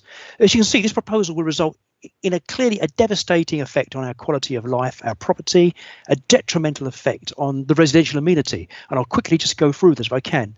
Overshadowing the kitchen, like yours. All of you here, the kitchen's the heart of our house. We eat, congregate, work and watch TV there. This proposal will block all direct sunlight to our kitchen window, the primary source of natural light and heat to the kitchen diner. You have heard from from Kirsty there that there is some borrowed light from another room to the rear. What it omits to say is that's 6 metres away and then funnels through a 1.2 metre breakfast bar gap, half height. It's hardly a floodlight. And to the front is a separate room with a brick wall. It's a study. So that's a little bit misleading, I'm afraid. The planning officer, who, by the way, wasn't Kirsty that spoke, the planning officer, who, by the way, is the very same planning officer who refused this application 5 years ago, when she visited, she asked for the kitchen light to be switched on to examine the drawings. Surely that's evidence enough to say that we're already going to be suffering from more darkness when this is, yet they still recommend this for approval. As for proximity, our flank walls are already the closest at ground level of in the entire properties in Brook Lane. And when you factor in the overhangs of the soffits and the gutters, and you have to because they block sunlight, we are going to be 17 inches. That far apart are the gutters soffits of our 2 properties. That's probably less than this screen that you're looking, the screens that you're all looking at that now. Logic tells you this will result in a terrible massing and terracing effect when looking from the front, regardless of how far you set back the extension. That makes maintenance impossible almost. They have to come to my property to maintain theirs, yet they recommend approval. The 45-degree guidance line has been measured correctly, it says in your reports, and that was added at our request and observation because it was missing, but it doesn't state from our kitchen window. It's breached both vertically and horizontally, north and south. And it's also breached from number 92, the neighbour next door, from their bedroom window. So it's breached on all areas, yet they recommend approval. Also, another line, 25-degree vertical line, part of the Chelmsford SD1 plan, 2 metres high, that's breached as well, yet they recommend approval. The crucial thing here is the sun track. It's not apparent on any drawings. Our sun comes from the south. You can take the vehicle, you take the building back from the north, but that means nothing. The sun is in the south, and this will result in us being completely blocked, resulting in no natural sunlight and warmth. Even on the brightest days, we will need electric lights, even for safety. Upstairs, yep, it will be the same. Our bathroom window will suffer the same. It will have a flank wall just 1.5 metres away, and yet they recommend approval. This proposal will fail any vertical scale component, and I asked the planning department to confirm they've undertaken this test, please. Unlike the applicant, a sole occupier with a house consistently empty half the week, I have family at home all day, every day, and this can result in a substantial increase in electricity costs, affect our quality of life, and obviously a blight effect. I know blight effect is not a planning consideration, but it's reckless to dismiss it. One party gains, one loses. Who wants to buy a house with a kitchen in darkness and a bathroom in darkness?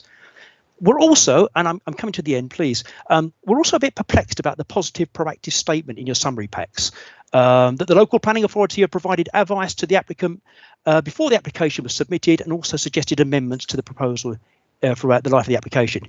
You can't see the numerous naive drawing errors, some bordering deliberate, we've documented back to the planning officer. All of them mislead and strangely, oddly, exaggerate the space between our properties and the party line, etc. But in some kind of cruel irony, each one of those has been communicated back to the applicant so that amendments can be made, which you see now. The design access statement is littered with opinion, conjecture, and inaccuracies. They've all been responded to with fact and evidence. Sadly, our diligence has been used against us. Is it any wonder this application has been recommended for approval with this level of assistance? That wasn't the case 5 years ago. In summary, please, if this is a transparent public process, we feel we've been mistreated. The process has not worked for us, the objector, from the outset. I was out of the country on business when this was delivery of notice was given. Okay. Thoughts to close. We have your information. Yeah. Okay. Thank you. All right. I sent in a 6-page response with PDF diagrams, photos and tracks. None of it has ever been published on the public portal. And to the amended drawings, 3 pages. None of it ever published on the portal. And we're still awaiting responses from email and mail from and calls from the planning officer. I did read that.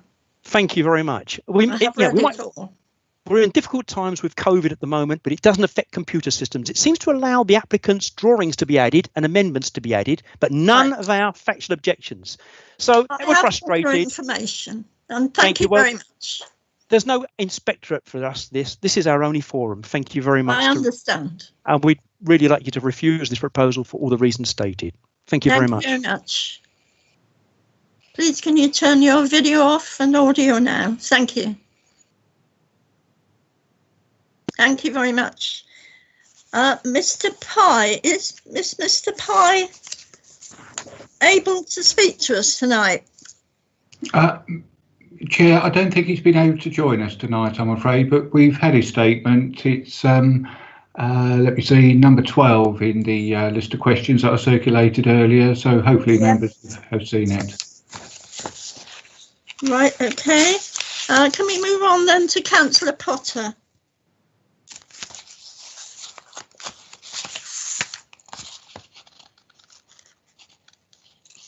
Thank you, I can see you.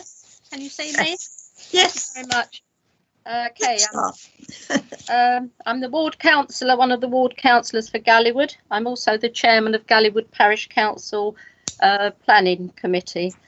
I'm very concerned over this application, and I'd like to first of all refer to the application that was refused in April 2016, because the reasons for the refusal as set out by the inspector was the very small gap between 88 and 90 existing at ground floor level will be continued up to the second floor. Now, albeit that this new application has only been pushed back a little bit, it's still very domineering at the back, ground floor and first floor, and it is very close to the other neighbouring property. Also, it said it results in the appearance of a terraced, out of keeping with the street scene. Well, that even though it's pushed back, it still looks the same.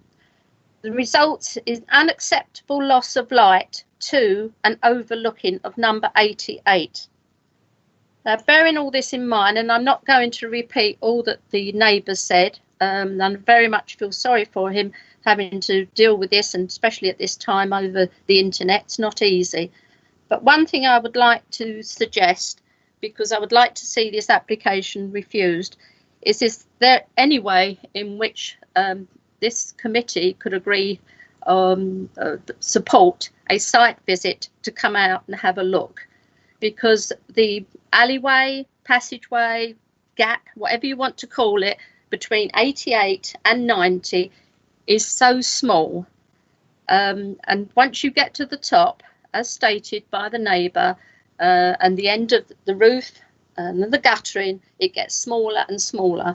And I think it would be good for the committee to have a look, and also have a look at these other in the back garden of how much the back of the property comes out. So the neighbour has said most of what I would have said. And my request would be, as ward member, would the committee consider at this moment in time a site visit? Thank you. Much appreciated. Councillor Hyland wanted to speak. Thank you, Chairman. I'm the second ward councillor in Gallywood, and also chairman of Gallywood Parish Council. Right, in that case, I had better put that to the councillors. We have an application for a site visit. Do you want to consider that at the moment? Is there anyone who wishes to? Councillor Shepherd would like to second that. Well, Councillor Hyland's already seconded, but is there anyone else?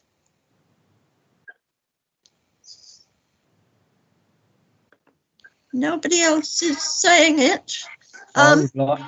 Sorry. Yes. Once again, my H isn't working.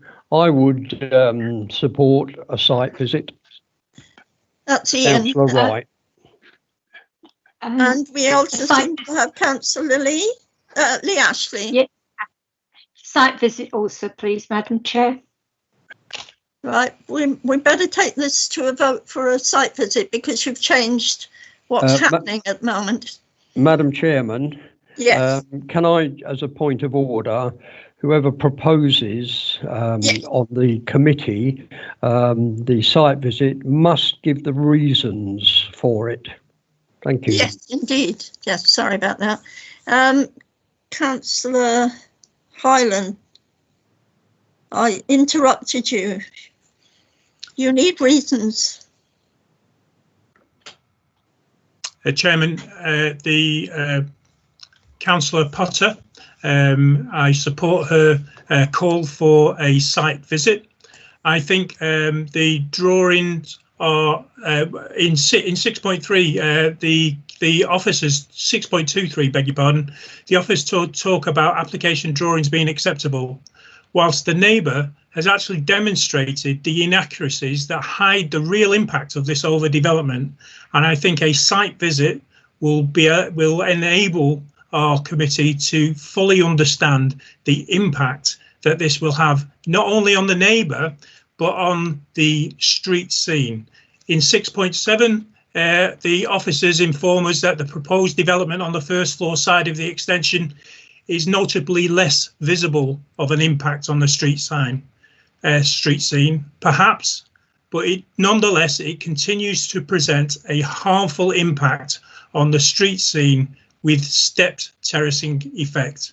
Chairman, do you accept those as reasons for a site visit? We'll see what the committee think. I'm going to ask whether those reasons are suitable, because we also have several people else who want to speak. So are those reasons acceptable for a site visit? Madam Chairman, as a point of order again, the recommendation for a site visit with the reasons have to be given by a member of the committee. Is Councillor Hyland not on the committee? I am a member of the committee. The point of order then, Madam Chairman, is whether or not Councillor Hyland has in fact made up his mind about this application before we discuss it.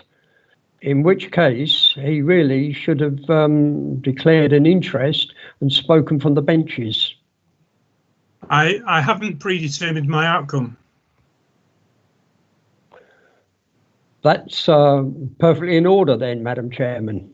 All right, thank you. Can I go back to the request for a site visit? Does the council accept that we need a site visit? I'm not getting anyone unless, hang on a minute, people, unless the request to speak is to do with that actual position. Yes, please, Madam Chair. Councillor Pooley, then. Yeah, I mean, I'm very happy to go along with the site visit, which I'm sure would add to my understanding of the situation. But I think that particularly if that's what we're going to do, I would appreciate some work and some clarification from the officers in the meantime, by whatever means is most convenient. Because clearly, from what I've heard, there have been some very substantial allegations almost made by the objector as to things that have been left out or misrepresented or whatever in the report, some of which may or may not be accurate, I don't know. But I would like to think that a site visit would not stop the officers being able to respond to that in the meantime. The thing which I find particularly compelling and which has often got in the way, in my opinion, of a straightforward decision in other similar circumstances is the lack of illustration of the sun's path in this particular consideration. And I think depending on the time of day and the light and all the rest of it at the time that we visit and the weather, that may not become clear as an element as part of the site visit. So I would like some diagrammatic, accurate illustrations of the sun lines into the neighbouring property to add to the information that we have, if we do go on, whether we go on a site visit or not. Right. Hold on a minute, please. I understand since Councillor Potter is not part of the committee, Councillor Hyland is the proposer. So Councillor Hyland needs a seconder. I will second that, Madam Chairman. Councillor Wright. Okay, in that case, there is a seconder. Is everyone then expecting a site visit? Happy to have a site visit? I'm getting no one to say no. In that case, we will take it to a site visit. Thank you, Madam Chair. Thank you. We'll move on. Thank you, Madam Chairman. Much appreciated. Thank you. We'll move on to item 11, 69 Torquay Road. Can we have the officer's report, please?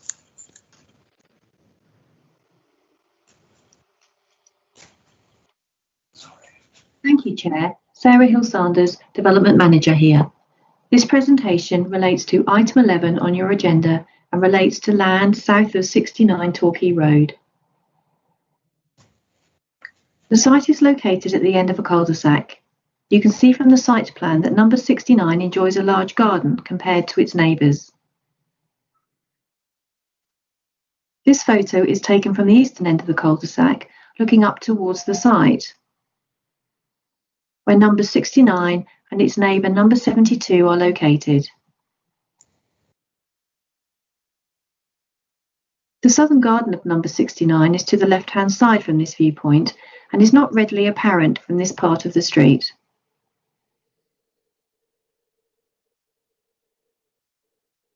When approaching the head of the cul-de-sac, the garden space on the side of number 69 becomes more apparent.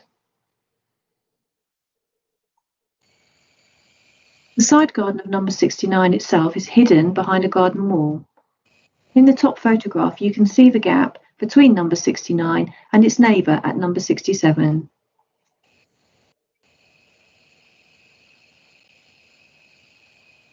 You will have already read in your committee papers that the site has some recent planning history.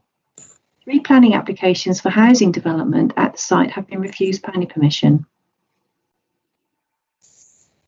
2 of those planning applications, each proposing 2 houses, have been recently dismissed at appeal. A 3rd planning application, which proposed a very large single dwelling, has also been refused planning permission, and the appeal decision is awaited.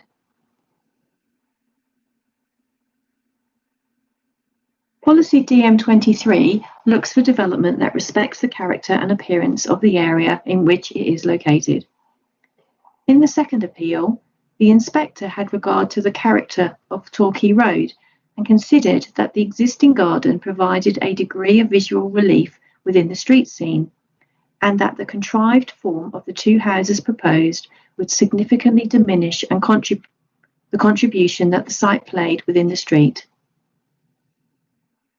Paragraph 6.6 and 6.7 of your officer report sets out how the current scheme is different to the appeal scheme, both in terms of the design and appearance of the house and the reduction in unit numbers.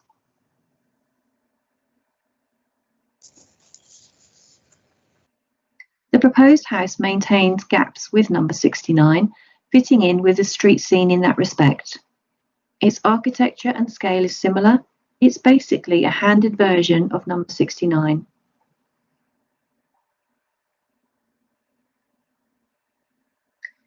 This slide shows how much the first appeal scheme for 2 houses would have filled the plot, indicated by the red line. The 2nd appeal scheme, also for 2 houses, would have similarly filled the garden. The single unit now proposed, indicated as plot 1, would occupy much less space, thereby maintaining more garden space around it. Taking account of the fact that a single house is now proposed, not 2, the house design, its scale, and the spaces left around the building, it is felt that the proposal would not cause harm to the character of the area.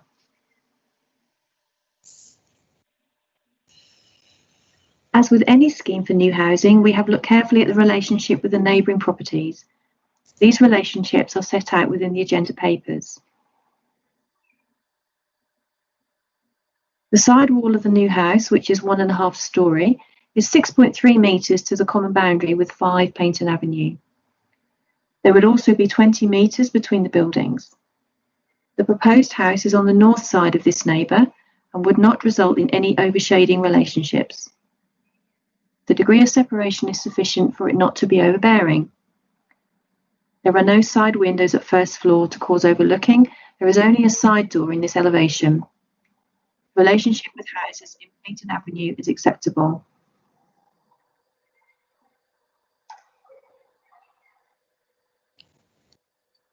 With number 67, the front of the proposed house would face the side of the neighbour. The new house is designed to not have front-facing first floor bedroom windows, just bathrooms, which would be obscure glazed. There would be no overlooking or loss of privacy. The neighbour's garage and the proposed garage, shown here in purple, would sit between the 2 houses, which adds to the sense of separation. The relationship with number 67 would be acceptable. To sum up the main issues, whilst a recent appeal, which was dismissed, concluded that the existing large garden contributed to the character of the area, the current scheme is materially different and because of its scale, design and siting, the single house now proposed would be an acceptable addition to the street scene. Whilst previous schemes, which were refused planning permission, raised objection because of neighbour relationships, this scheme for one house does not. The relationship with neighbours are all acceptable. Chair, officer recommendation is for approval. Thank you. I have 3 people who wish to speak. Can we start with Kieran Lilly, please? You have 2 minutes. Good evening, Chair and members. Thank you for the opportunity to speak in this unique forum. I'm a chartered town planner and represent the applicant in this matter. In my professional opinion, the scheme before you is compliant with the adopted development plan and acceptable in light of all other material planning considerations. The design fully addresses 2 reasons for refusal applied to the planning application which preceded it. The size and bulk of the dwelling have been reduced to match with the immediate neighbouring property at 69 Torquay Road. There were also wider separation distances to the respective plot boundaries from 3.8 to 6.3 metres, as well as to the adjoining dwellings, the distances being 6.35 metres to 69 Torquay Road and in excess of 20 metres to 5 Paynton Avenue. The development would be visually similar to existing dwellings in the neighbourhood without filling the plot, and hence would meld seamlessly with the existing character and appearance of the area. The proposal is now visually almost identical to number 69, fully addressing previous criticism that the new home was not in keeping with the architectural style of its neighbours. The proposal also addresses the Council's previous concern regarding adequate provision of windows for all habitable rooms.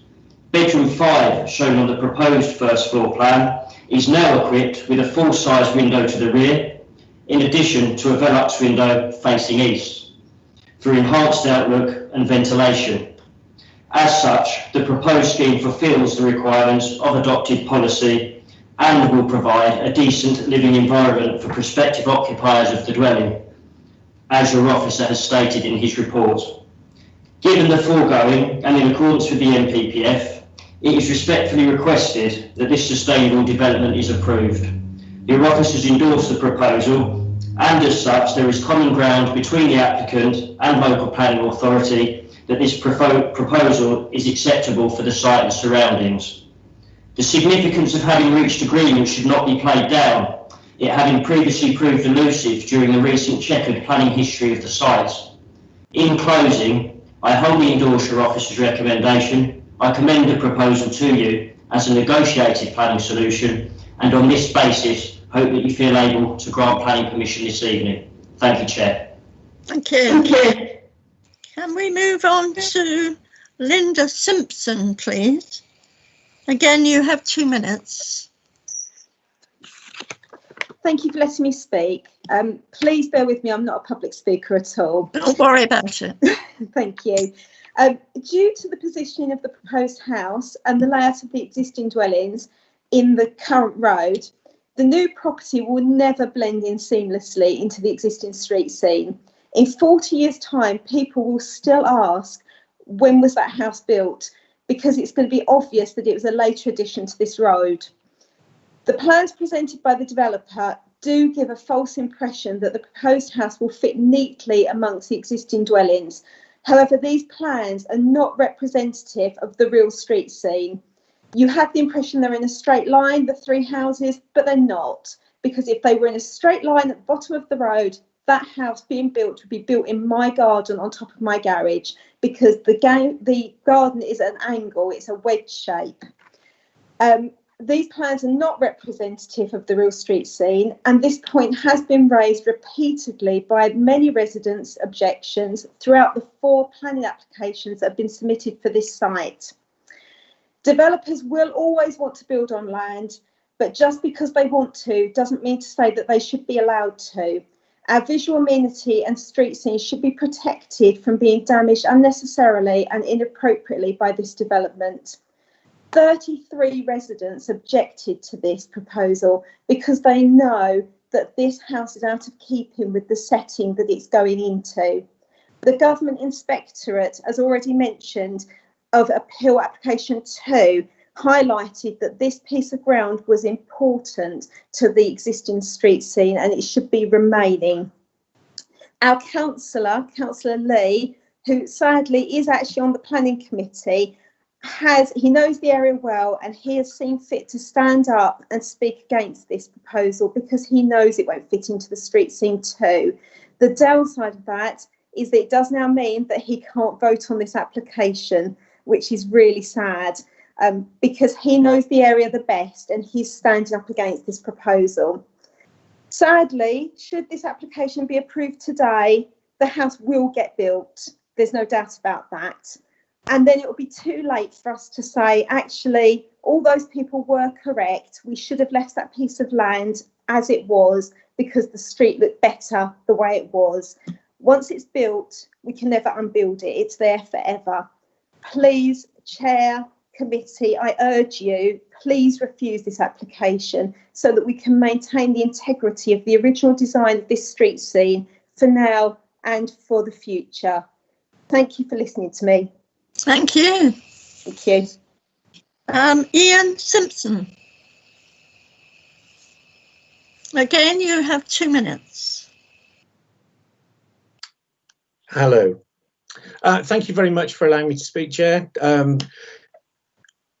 As just mentioned, I mean, I'd like to add my voice to the other 32 residents in objecting to this application. And many of the reasons have been outlined in both my and all of their objections letters, so I don't propose to go through them point by point.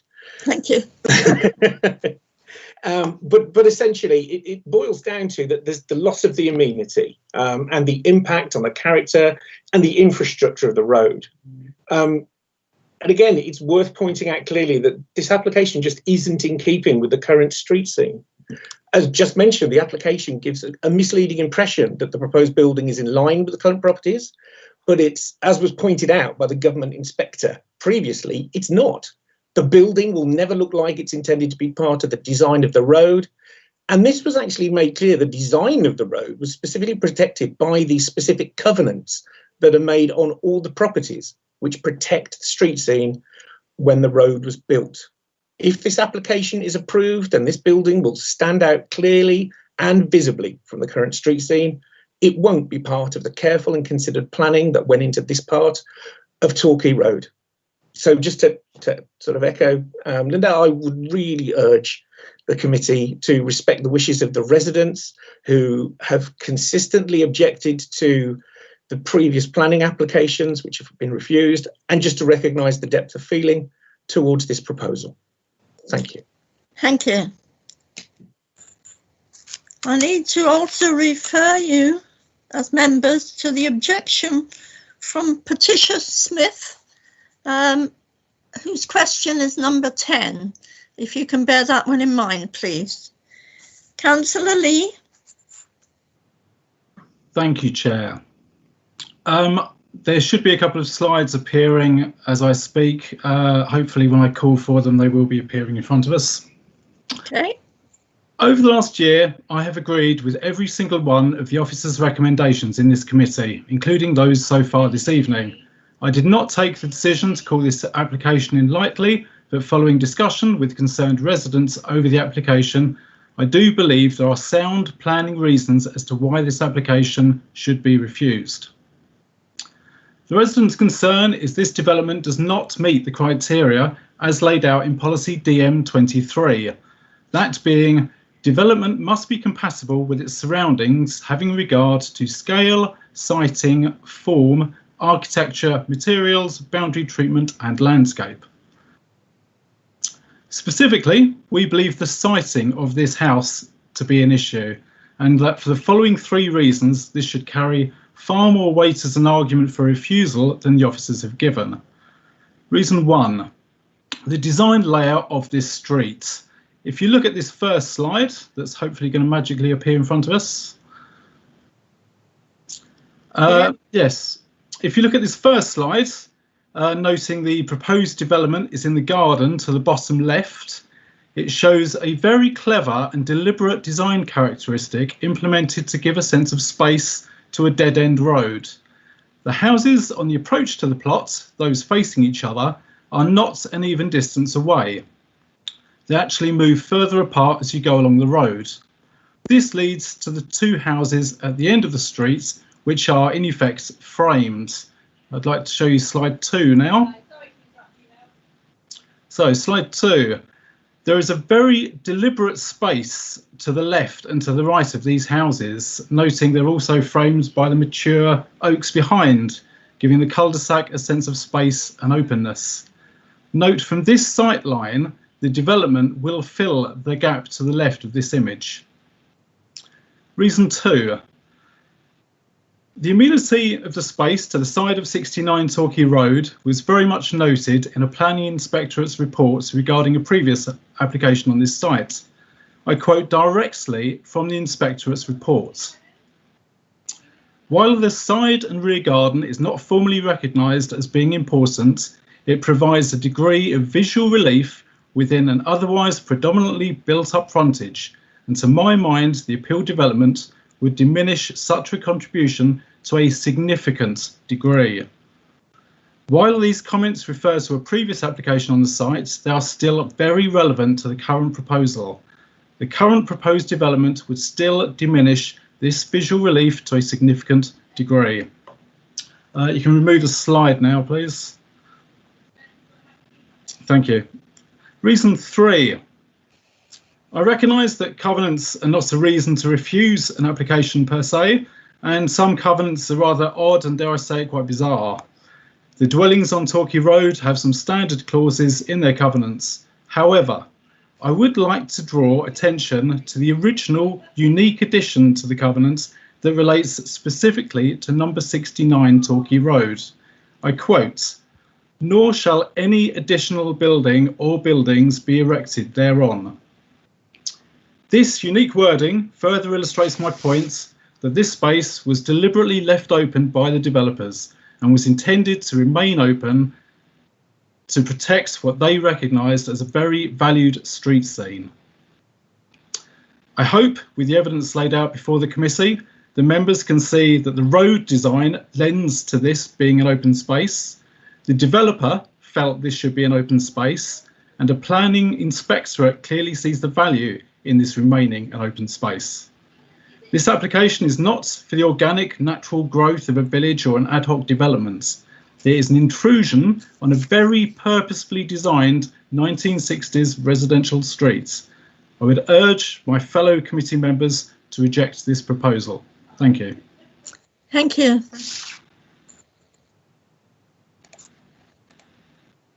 Right, the officer can come back at this point, please. Good evening, Chair and committee. There's not really much for me to come back on, to be honest, Chair. The issue, I think, is quite clear from what both Councillor Lee has said and the local residents. There is an issue here with character of the street scene. It's not often that I would disagree with Councillor Lee. We have many chats in the planning office about lots of planning proposals. But I do feel on this occasion I do disagree with Councillor Lee. Yes, the large garden of the house, and similarly the large garden of number 72 on the other corner, it does play a role in the street scene. It does give some visual relief. But that doesn't mean, in our view, that you can't build anything on there. We feel that the house, the single house that is now proposed, because it will leave space around it, because its design and scale is very appropriate to the street scene, we feel now we've got to a point where we have an acceptable development scheme. I don't really think there's much more I can add, Chairman, other than we've heard covenants mentioned a couple of times by both the residents and Councillor Lee. As we know, covenants are not a planning consideration and are a private matter. Thank you. Right, thank you. I'll throw it open to the committee now. Thank you. Councillor Pooley. Yeah, thank you, Chair. I'm obviously making up for being late, aren't I? I think as Sarah Hill-Sanders pointed out, I think the issues have been well described, and the attempt by the officers to arrive at a satisfactory conclusion after a checkered history, as the consultant put it, I think is to be commended. And it does come back to the question of the importance of the street scene. Now, I think that very often an objection based on the impact on the street scene can seem very, very minor compared with genuine other forms of loss of amenity to the neighbouring properties and so on and so forth. But I personally, when coming back onto the committee, I became increasingly convinced of the importance of the street scene and the need to really take it into account in seeing whether a matter of judgment is there to be made or whether it's just factually not relevant. And if it is a matter of judgment, how well that case is argued and how obvious it is. The fact of the covenant is interesting, isn't it? Because what it does, and what Councillor Lee's slides show, is the reason why that covenant was there. It really did protect the street scene as it was first designed. And I think what it does for me, although the covenant is not a material consideration in planning terms, it illustrates that in this particular case, the impact on the street scene is something that we should take very seriously. I personally, at this stage of the debate at least, am persuaded by the quotation that Councillor Lee gave from the inspector's report.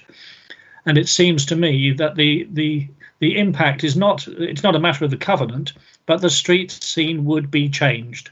That is the crux of the matter, and the street scene is clearly one which the neighbours value very highly. It's not a sort of marginal reason, let's try to oppose development at any price. That's the sense that I get. First of all, I was very shocked that there were 33 or 35 or whatever it was objections to this particular proposal.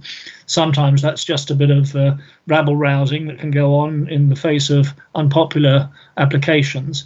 But in this case, I think we can take it as a fact that it reflects very genuinely the pride that the residents take in their street scene. And I think at this stage of the debate, I'm persuaded to think of voting against. Thank you. Councillor Porter.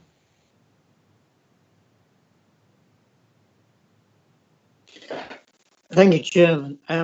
My view coming into this meeting was that the changes to one more modest building overcame the previous reasons for refusal, and I was going to support the application. But Councillor Lee has persuaded me otherwise. I was very impressed with his slides, and looking down the road, it would appear quite obvious now that to put a building in where it is intended would give a lopsided view to the street. The only way that you could marry it up would be by doing the same thing on the other side. Actually, that as well as will probably make the matter even worse.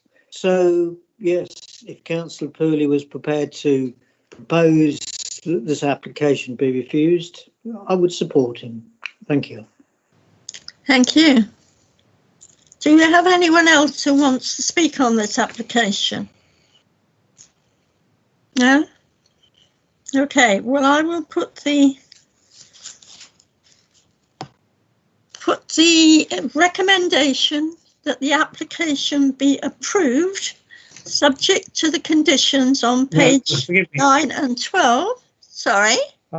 Madam Chairman, we've got a proposal that this application is refused, and as that was the last proposal, Councillor Pooley has, and that's been seconded by Councillor Porter.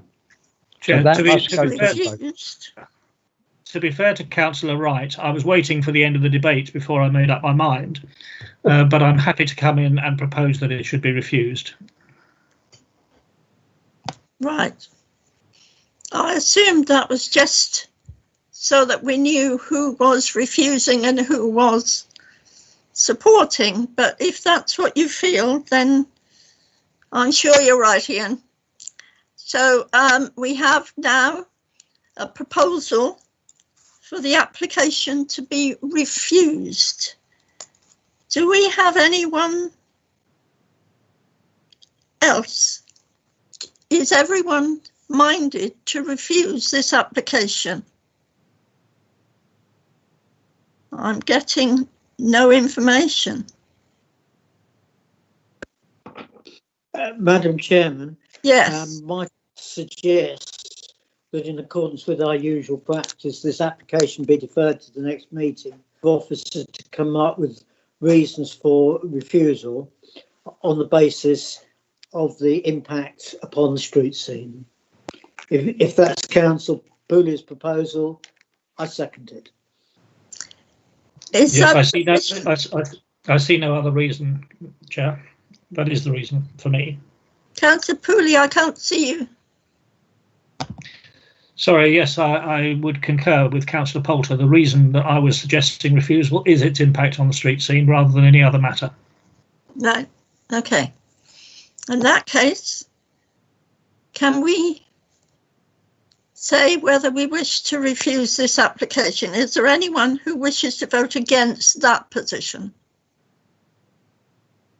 In that case, the application is refused. Thank you. Just for clarification, Chair, it's minded to refuse, but come back to the next meeting for detailed reasons. Of course, sorry, Brian. Yep, indeed. Thank you. Moving on, our final item is Rittlewick, which also has listed building consents involved. So can we have... Madam Chair, can I just say that I want to speak on this, and I can't see you properly. I wanted to speak on this agenda item 12, and I couldn't do it at the beginning because my device wouldn't work, but this is something I wanted to speak on. Okay, well, I'll add you to the list of speakers. Are you the ward councillor? I am the ward councillor, indeed. Right, I needed that information, sorry. Thank you. Sorry, I couldn't do it at the beginning. I'll call you at the appropriate time. Thank you. Can I have the officer's report, please?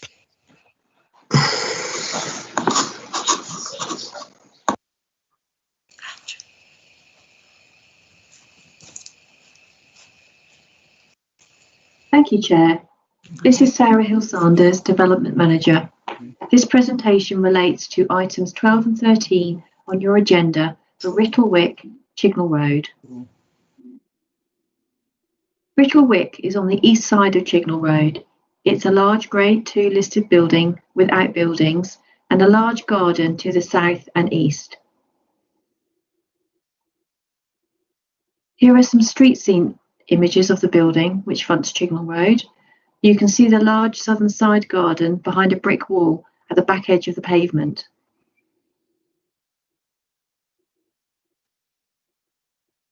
The proposal seeks both full planning permission and listed building consent. The listed building application relates only to physical alterations to the building, all of which are acceptable in their own right, and approval is recommended for those works. The proposal is for the conversion of the main building into 2 family houses. It's also to convert the single-storey coach house into another dwelling, and also to build a terrace of 4 houses at the back of the site. The approximate position is highlighted here by the white box. The scheme also includes provision of parking and turning spaces in 2 areas within the development site, indicated by the black circles. Vehicle access would be taken from a private driveway on the north side of the site, which already serves Rittlewick and also serves 5 other houses.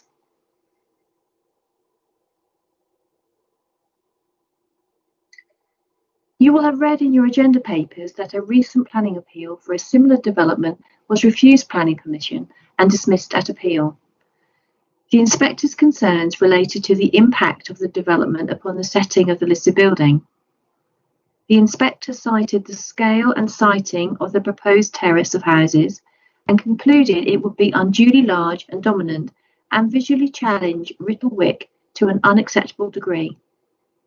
The terrace would also appreciably erode the space around the building.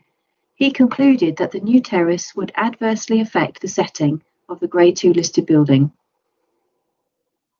You'll see from the image in front of you that the previous terrace, outlined in green and on the left image, came some way south of the main listed building into the garden area.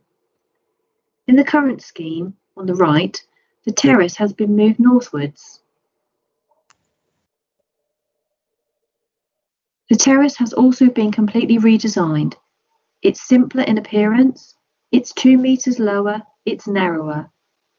The Council's Heritage Officer is content that the revised scheme safeguards the setting of the listed building and is acceptable in that regard.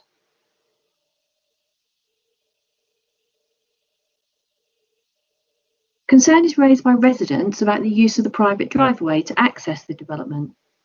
The applicant does not own the driveway, but does enjoy a right-of-way over the southern side of it, and that access was used by the previous occupiers of the building. That route is shown approximately in yellow on the image in front of you.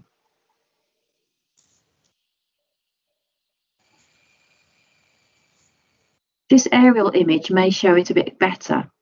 The applicant can access the site on the south side of the driveway, indicated by the yellow dashes. For the development proposed to be acceptable on highway safety grounds, and for the refuse lorry to be able to serve the development, access is necessary on the north side too, indicated by the red dashes. And a section of wall needs to be removed to allow for an entrance that is wide enough, indicated by the red circle. The use of the access and demolition of a small section of wall are subject to planning conditions. It is for the developer to negotiate terms and secure access as required before development can commence. The applicant has agreed to these conditions, which are an acceptable way to resolve the matter in planning terms.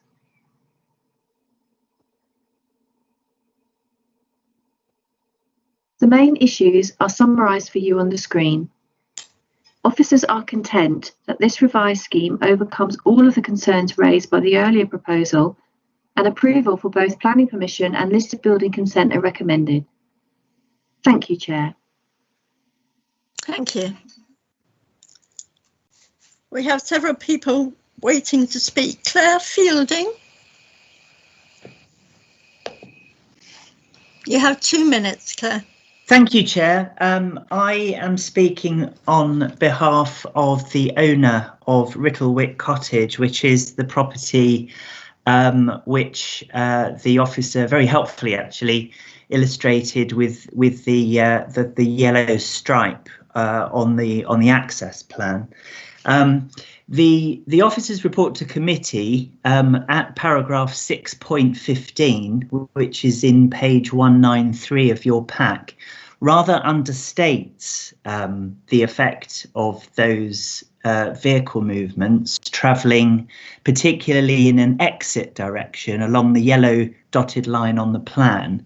There's about 3 foot clearance, and if there was a vehicle coming into the driveway on the red side and a vehicle exiting on the yellow side, the yellow vehicle would necessarily be driving quite close to the not what was described in the officer's report as the side wall is in fact the front wall of Rittlewick Cottage, where both the front door and the front, effectively the gate from the courtyard of the cottage, exits directly into the path of that vehicle.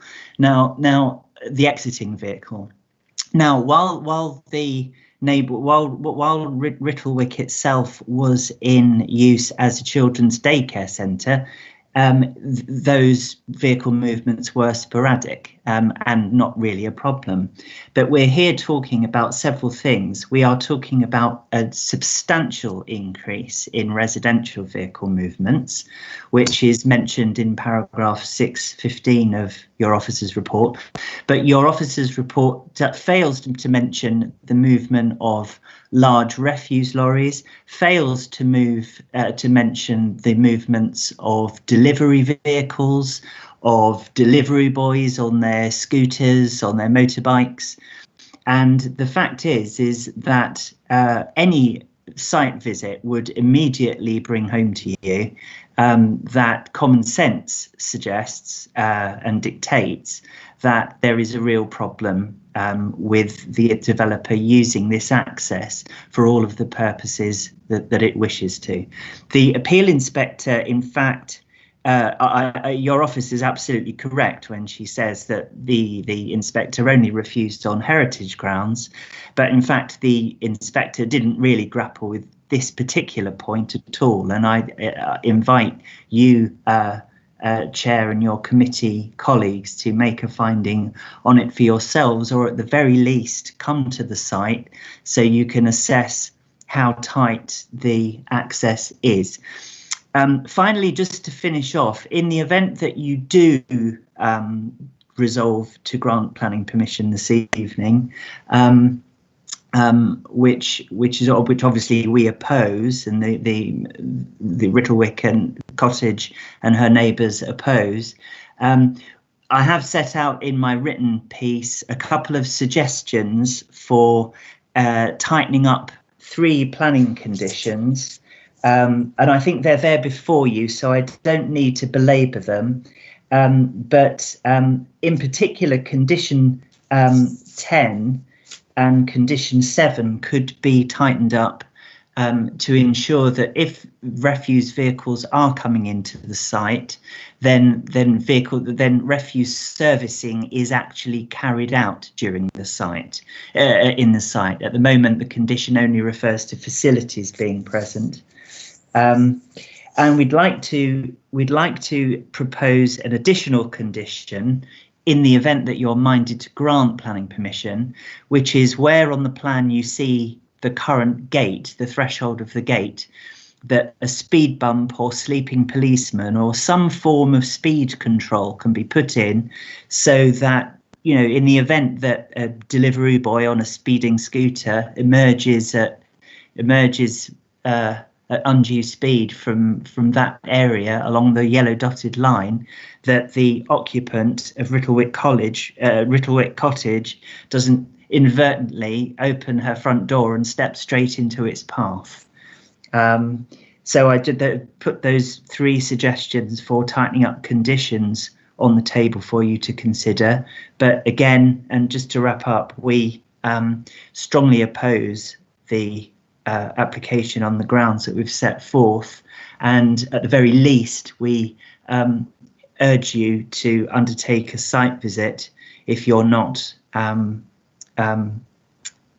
persuaded to refuse the application this evening. Thank you, Chair. Thank you. I will also refer you to 2 questions and statements, one from Peter Messenger and one from Mr. and Mrs. Holmes. So that's question number 2 and question 3 of your information. So please bear those in mind.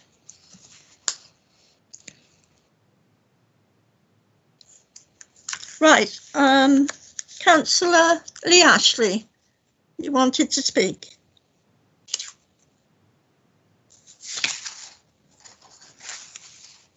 Councillor Ashley? I'm getting nothing at the moment.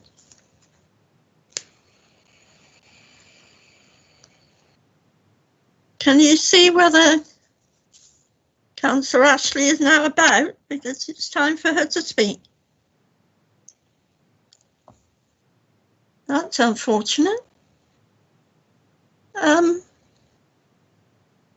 Councillor Bird, can you, sorry, Daniel, can you see if Councillor Ashley is still available. Chair, just looking at the list of attendees, I don't think Councillor Ashley is here any longer. We might have, she might have lost the connection, unfortunately. Well, that is unfortunate. She is still showing connected as in the meeting on my screen, so I'm not sure what's quite happened with her. No, there's no sign of her at the moment, so I have a problem. I can't call someone who cannot reach us. I think I will have to go back to the officers for any information, and then we'll see if Councillor Ashley comes back in.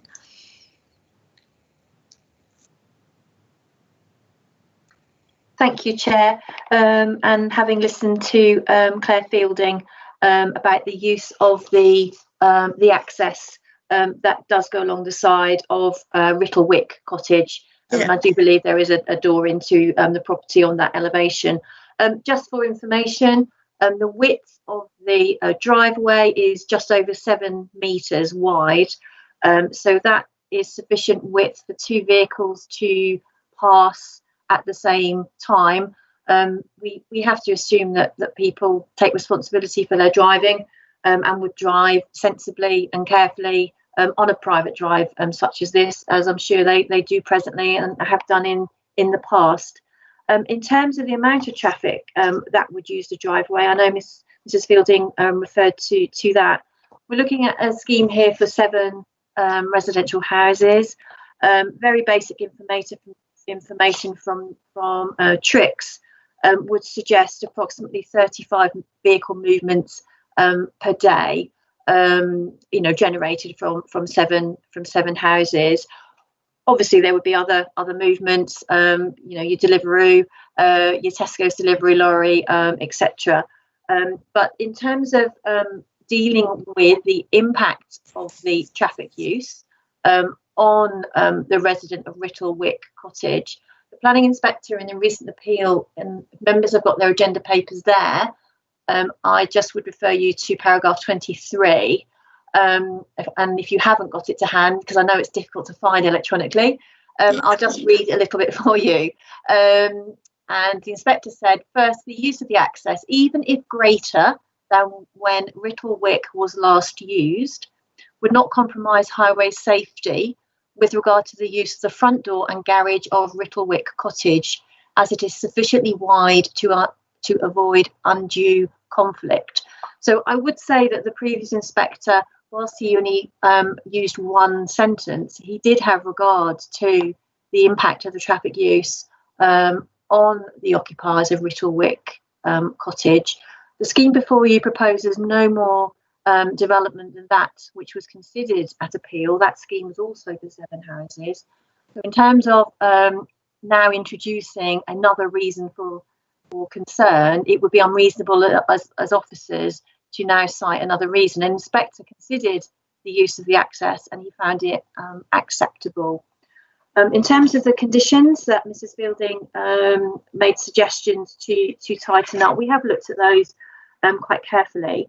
I think the suggestion was that there should be a requirement for the refuse lorry to actually service the refuse bins on site.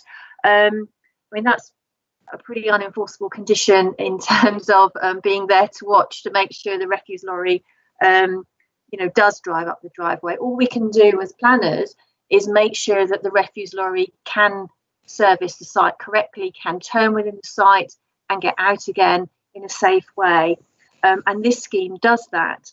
I also think it's relevant that because the applicant doesn't own the driveway, it would be within the driveway owner's right or gift to stop anyone who couldn't put their bins lazily out on the driveway to stop them doing so. So I don't think that's a condition we can impose.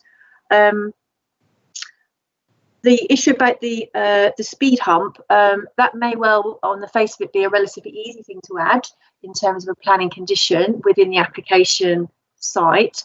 It wouldn't prevent, and I'm not suggesting that occupiers of the existing houses that use the driveway are speed demons, but it wouldn't prevent existing residents of the existing 5 houses driving fast.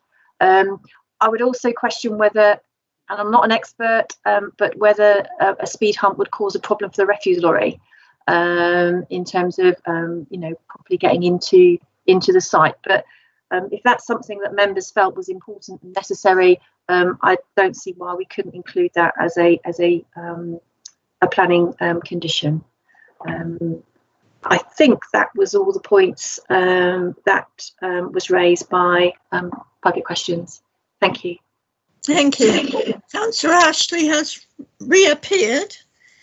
Councillor Ashley, if you wish to speak, please do that now, but we really can't see you very well at all, but as long as we can hear you, that's better. Can you turn on your microphone, please? Sorry, Chair. I'm using a new device tonight, so I've had problems with it. I want to say that this application is flawed mainly by the access of the entry from the road, and it was turned down last year by our own planning department, and it's come back with very few modifications, which still render it unacceptable. The inspector recommended, as was said, the height of the houses being lowered as they could be visible from the main road, and he recommended the driveway was tested for strength. However, neither of these two factors change anything from the residents' point of view and still make the development to them unacceptable for the following reasons. Mr. Chris Holmes at number 74 is the freeholder of the entire private entrance into the cul-de-sac or the private road, and he objects to giving access to the site. He's not doing this to be awkward, but because the whole development at the rear is unacceptable. He has never objected in the past to traffic being allowed to come into the private road because this was for the use of himself and his neighbours, and it's worked well for 43 years. The residents would like to state that at no point are they objecting to the land at the back being used for houses. In fact, they welcome land being used to create new homes. The refusal is about access. If English Heritage and Essex Highways had agreed to a cut in the wall, as you saw in the diagram, the wall is also part of the listed building of the house. The wall's listed, but about 5 years ago, a new development, a little cul-de-sac, came off that Chignall Road, and a cut in the wall was allowed for that small group of houses. But it would appear that this time English Heritage and Essex Highways won't agree to that. So hence the developers bought the property on the understanding that that's how those houses would be accessed, but it's not going to happen. So really, everything depends on Mr. Holmes' permission as to whether the residents and any visitors can actually get through to the property. So the reason that Mr. Holmes refuses is he wants to point out that he currently maintains the entrance coming up to the property. Members will see there is a tree and some shrubbery planted, and there's a triangle. This was decided by the builder many years ago to help visitors to enter and leave in the correct way, so that they come in and go with the tree there as a demarcation line. Mr. Holmes has looked after the tree, which has a TPO on it. When it was damaged a few years ago, he replaced the tree and also planted shrubbery with another TPO. This cost a substantial amount, and the residents in the cul-de-sac all paid him a couple of £100 to help with this. I'm using this as a way of describing to you the legality and the fact that he owns this. He literally owns this on his deeds. And that's why he maintains the trees and the shrubbery. And that entrance is right from the beginning into the development. The resident at Wick Cottage not only faces an unknown amount of traffic, as Claire Fielding has already described, the resident at Wick Cottage not only faces an unknown amount of traffic that's going to pass through her listed cottage, but there could be an occasion where her garage door, which is an up and over door, and her side gate, which any large vehicle passing or entering could actually be potentially dangerous for her, because the land there is very tight. And the proposal to knock down the wall inside the development, again, is a listed wall, but for the reasons of convenience, which is to do with vehicles being able to access, because it's tight, they're allowing the wall on this occasion to be partially removed. I want to just say that finally, Mr. Holmes does not give permission, in summing up, he does not give permission for access over his drive, and this is needed in order that the development can continue. Without that, it's not possible. And he also feels that the developer has at never any stage spoken to him, and had he spoken to him, he would have pointed out to him the fact that he owns the access into this area. So had the developer spoke to him, he would have told him, and it would appear that the developer bought this land at a very favourable price from Essex County Council without really doing his homework. If he had done, he'd done the searches, he would have found that the stumbling block here is the access. And without that, he really can't continue. And finally, if members are still confused as to the configuration of the tree, the access, the entry, and the tightness of this development, then I would suggest a site visit, Madam Chair. Thank you. Now, obviously, Councillor Lee is not on the Planning Committee at the moment, so we'll take no further part in the meeting for this item. Thank you. Now we have Councillor Chris Shaw. Thank you. I don't seem to have appeared. Oh, I have now. I just wanted to clarify the situation about the ownership of the drive, which I think has been actually quite fully covered by Councillor Ashley. But it would seem that whatever we decide, as far as granting planning permission or not for the application as it stands, can be totally changed if Mr. and Mrs. Holmes do not give permission for their drive to be used.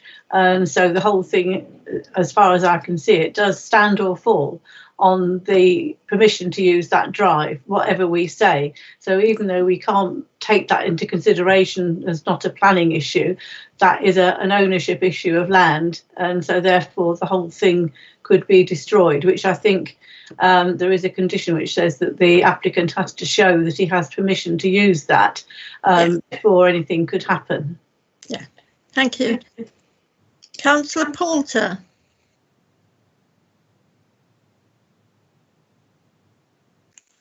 Thank you, Chairman. Just getting there. I don't have any problem with this application. Not now. I think it overcomes all the objections that were raised at the appeal and addresses the issues that were raised by the inspector. Just a few words about the access. The inspector raised no problems on the appeal. Movements past Littlewick Cottage at paragraph 6.15. So far as ownership is concerned, then Mr. or Mrs. Holmes may well be able to stop the development. But that's why we've got a condition relating to that. If the condition can't be satisfied, then the development doesn't proceed. I just need clarification on the speed hump business. The question to Sarah Hill-Sanders, the access way and where the speed hump would go is outside the application site. Can we put a condition on it if we can't actually control it, if it's without the application site boundary? Thank you, Chairman. Thank you. Sarah, can you come back on those items? Yes, Chair. Councillor, through you, Chair, Councillor Poulter. The whole of the access is within the red line of the application site. So, as in terms of a planning condition, we could impose a condition. Again, it would be subject to a private arrangement or agreement with the landowner, but that's outside of the planning merits. But the access drive, the whole of it, is within the red line. Does that answer your question, Councillor Poulter? It answers the question, but looking at the plan and the red line showing Whittlewick, the access way shown appears to be beyond the red line, but obviously you're more familiar with it than me, so be it. Thank you.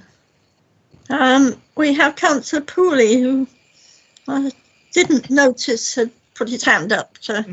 No, I'm here. Just quickly on the speed hump. I live somewhere where there is a private road where speed humps were introduced, and that was a matter for the landowner and so on to do. But I think it's where planning and common sense need to coincide.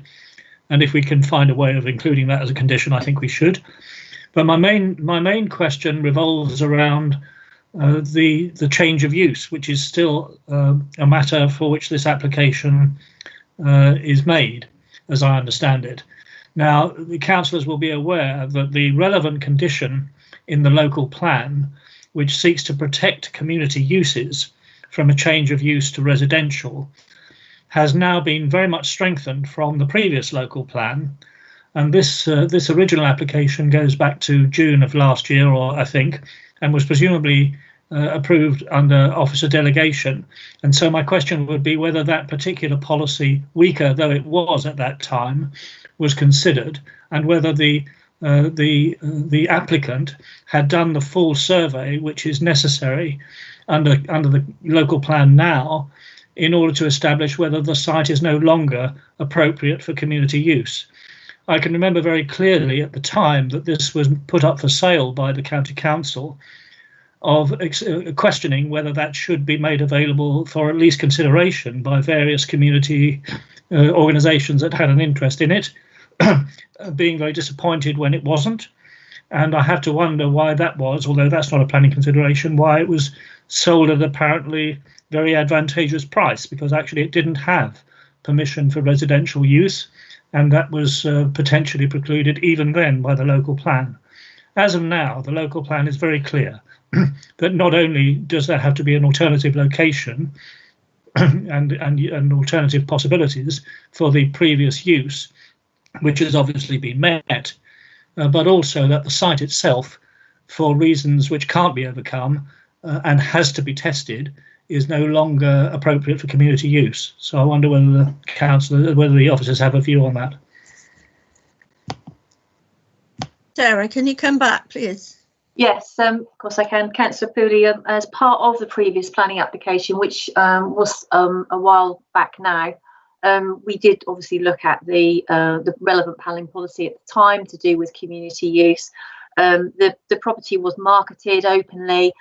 We understand that as part of some of the bidders, there were certainly one, if not two, community type uses that bid, certainly one related to a church type use. But those bids were subsequently withdrawn. The other issue we need to factor in with this site is the fact that it's a listed building as well.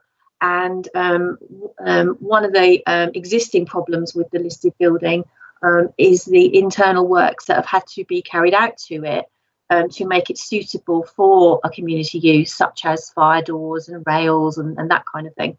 And advice from our historic building advisor previously and still now is actually putting the listed building back to its original use, which was residential, is actually a benefit in terms of the listed building.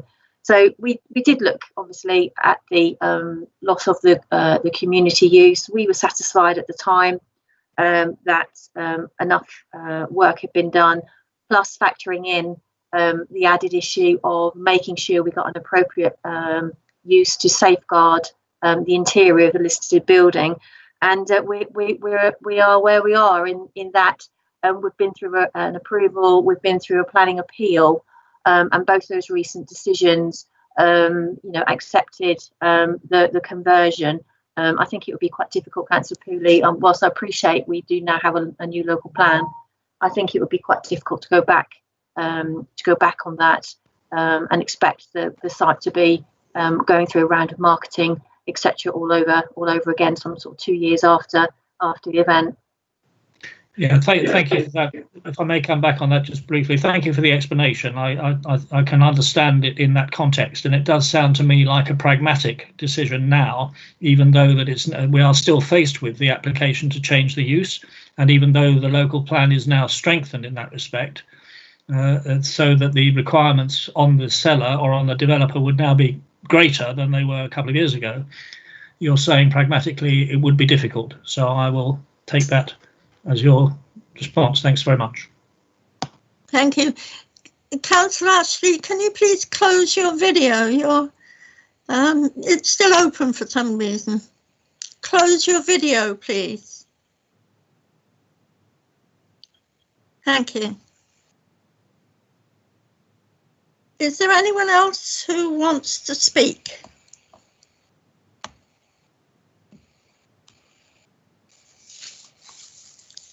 In that case, there was talk of a site visit. Did anyone want to talk about that in the meeting, or is that not suitable or not necessary? No one's coming back to me. Okay, in that case, I will recommend that the application be approved, subject to the conditions on page 9 to 12. Seconded. Is there anyone? Thank you, Madam Chairman. Is there anyone who wishes to object to that? I'd like to register an abstention, if I may, Councillor Pooley. Thank you. Is there anyone else? Councillor Davidson here. I'm abstaining as well. Thank you. That's 2 abstentions. Is that enough to go without a vote, Brian? Yes, that's fine, Chair. If everybody else is in agreement with the proposal, then the recommendation can be approved. Right, thank you. Then the recommendation is approved. Thank you. That's the last item of business, except for the planning appeals, which you may look at your leisure. Thank you, everybody. And I will now close the meeting. Thank you. Chair.